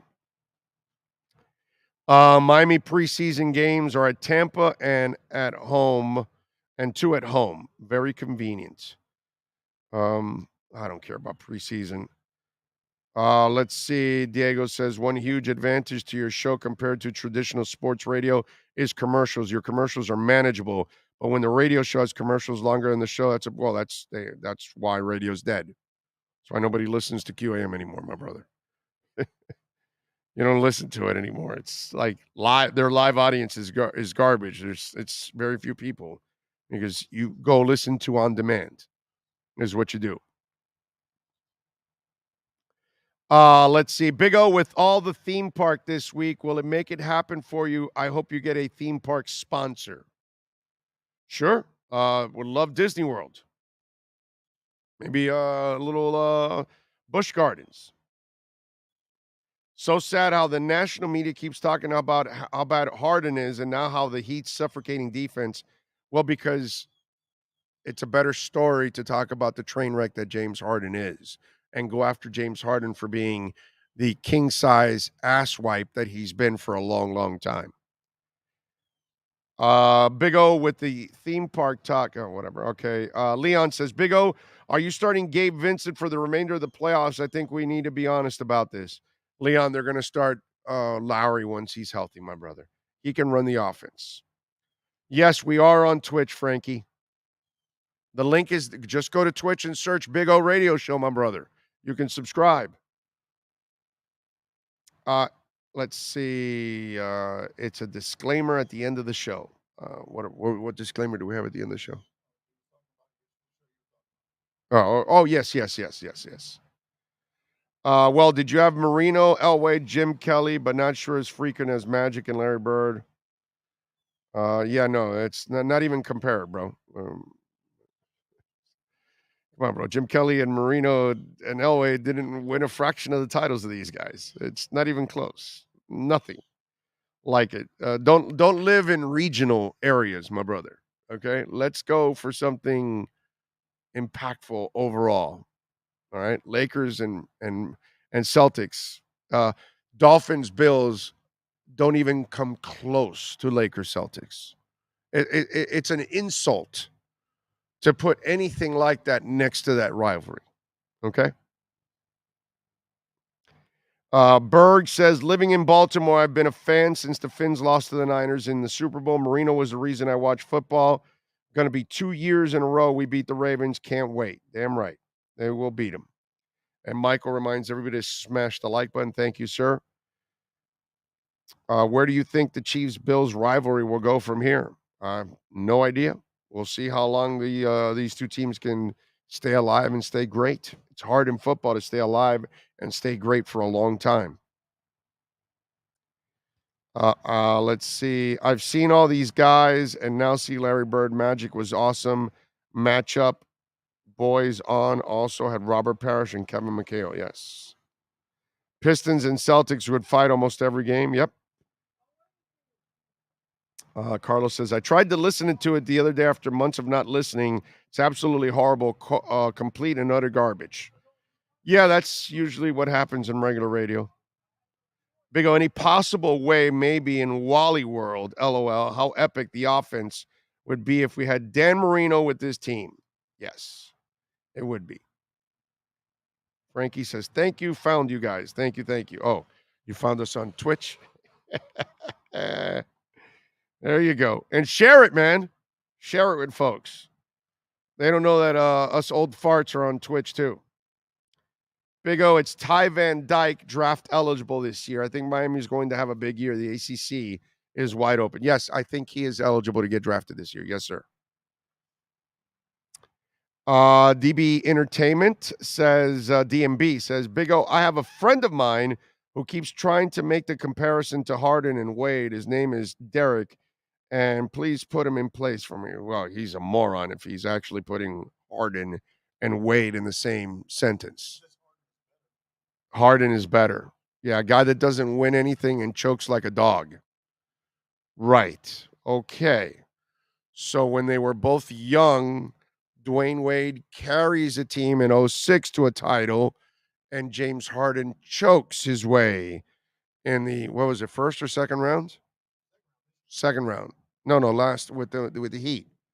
OKC, was that a first or second round opponent? No, it had to have been a second round because now it's a Western Conference. No, finals, right? They were in the finals, yeah, because it's Western Conference. So yeah, so they choke in a finals, even worse. Yeah, no, I'm gonna go Wade. Harden, wow. Yeah, that's, you know what I would do with a guy like that?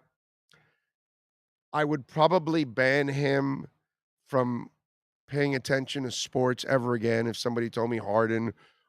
Look, really nice guy, okay? Super nice guy. Got nothing personal against him. It may sound like it, but I have nothing. Trust me, I got no. He's harmless. He's a fly. Mark Hochman, really nice guy. Knows nothing about sports. Nothing whatsoever. Okay? Just buffoonery. That's it. Trolling, buffoonery, but that's his shtick. That's what he does, and that's cool. That's that, silliness. People like that kind of stuff, right? No substance. Not that he could, because he doesn't work at it, so he would never be able to do it. But the point is, your buddies like Mark Hochman. Like, he would be in my group, and he would be the guy that we would slam all the time and make fun of because he's always saying stupid shit. That makes no sense. But it's good for his shtick and for what he does, because that's what he does. He trolls and does and says all the kind of stupid stuff. That's his thing. That's cool. Okay? There's a place for that. But that's where I would put your buddy. Kind of like a Mark Hochman. You know what I mean? It would be the guy that has zero respect in sports knowledge, because we kind of know you're really more of a clown more than really talking about sports. You know what I mean? So that's kind of what it is. So there you go. Nice guy. Again, nothing wrong. And your buddy DMB, nice guy. But he's the guy that would look at me and tell me something. I'd look at him and smile and say, sure. And then keep going and have the adult conversation with somebody else about sports. That's kind of the way I would look at it.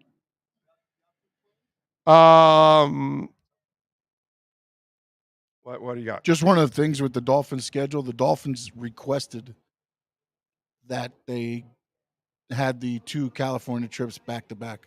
They requested when the schedule smart. was they requested that. The way it can stay there. Yeah, because some people were complaining because I guess the Patriots ended up with like 4 primetime games in a row.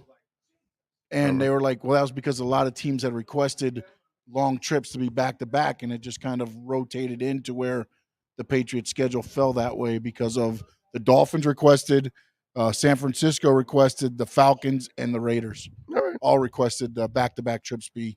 So guys, don't worry about any of that stuff. If the team wins and starts to become more of a marquee team, they'll get more preferential games and they'll get all that kind of stuff. You got to earn it, man. That's all. Our team has not earned that yet. I don't care. I don't get all hung up about that stuff. I really don't care if another team has more, primetime games or not. None of that stuff matters to me. I want them to win and get in the playoffs. Take care of business. Then everything else will fall into place. So there you go. And don't forget to hit that like button. Hail Hawk. There you go. Good dude, man. Having Wade and Hart in comparison as players on court. Yeah, it's stupid. It's somebody that doesn't know basketball. Been to the TD Garden and looking up at the rafters and see all those banners is very surreal. Yeah. They had their run back in the day, man. They were as dominant as it gets. So there you go. All right. One more thing before I go. I gave him lots of props yesterday or the day before. Was it yesterday or the day before when I talked about Irsay making the $2 million bid on the day before? So he did it again, bro. Yeah. Did you see what Irsay did? So Jim Irsay ends up buying a baseball for $50,000. Now the baseball was signed by Vladimir Zelensky, the president of Ukraine. He signed the baseball. So the Colts owner has revealed that he's the buyer of the baseball. He says, adding to my Irsay collection yesterday at auction, the only known baseball signed by Ukrainian President Vladimir Zelensky during a visit to New York in 2019, portions of the proceed going to Ukrainian relief. So again, hey man, props to Zelensky. I mean, props to Zelensky too, by the way. That is there any doubt that he's going to be the Time Man of the Year? Is there any that like I don't know, the Nobel Peace Prize? I'm going to give it to Poland because they took in all the Ukrainian refugees, millions of Ukrainian refugees. They deserve it. But I mean, Zelensky is going to earn every award possible, every magazine, anything that has a Man of the Year. Okay. I know Putin lives in like some kind of bunker somewhere away from everybody, but he's going to get bombarded with that from everywhere, bro. Okay, because everybody's going to make that guy the Man of the Year. I mean, they should. He should be the Man of the Year. He should be the ultimate example for a leader for any country of any size in this beautiful world. But nice job by the owner of the Colts, Jim Irsay, and the $50,000 goes to Ukrainian relief. So, not enough money can go to those folks to try to fix what's been completely destroyed, their entire country, which is so sad. Anyway, all right, folks, we are done. We're out of here. We're history. We're in the. Oh wait, I got to do one more favor to everybody. I didn't do it yesterday. And yesterday I would have won. So I would have screwed everybody over. Because remember, I've been telling you about our liquor split matchup of the night. Go against my picks. Last night I would have picked the Heat. They would have won. But I forgot to do it. So today, we'll see if we continue because we've been losing most of these lately. So you got to go against my pick. Here's our liquor split matchup of the night. It's time to tap that app. And no one loves to tap that app like the Big O. Here's the liquor split matchup of the night. As much as I want to see the Celtics win this game tonight, the Bucks are favored by 1.5. The over and under is 211. Celtics are plus 105 in the money line. The Bucks are 125, minus 125. Milwaukee now leads 3-2 after stealing it in Boston from Marcus Smart and company. Bucks are favored by 1.5. We are at the Fiserv Forum in Milwaukee. The Deer Park will be loaded. It's at 7:30 tonight on ESPN. And no, they still are missing their second best player, the Milwaukee Bucks. The Celtics have been known as chokers. Tonight they will avoid the choke job. No, they won't, actually. They will choke. I'm going Bucks minus 1.5 in this one. I say the Celtics will do what they've always done. Choke away a performance in Milwaukee. Bucks win. Series Eastern Conference Finals will start on Sunday in Miami against the Bucks. I got the Bucks giving up 1.5 against the Celtics. That's my liquor split matchup of the night. And don't forget, $2.99 flat fee delivery, no extra charge. So if you want to order a little vodka, a little whiskey, a little beer, a little wine, snacks, download the app, iOS or Android. Look for Liquor Split. That's our liquor split matchup of the night. The matchup of the night is brought to you by Liquor Split, Miami's own online liquor store. Liquor Split.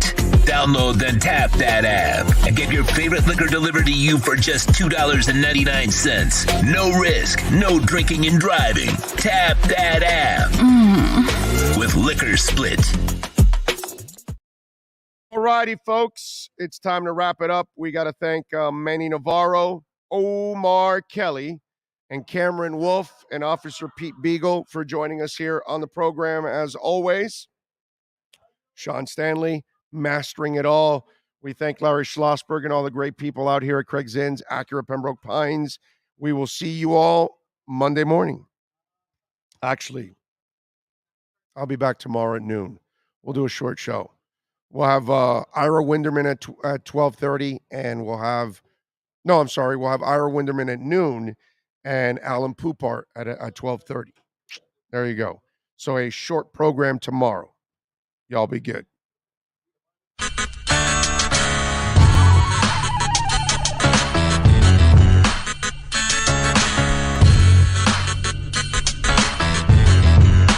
This is the Big O Show. This is the Big O Show. This is the Big O Show.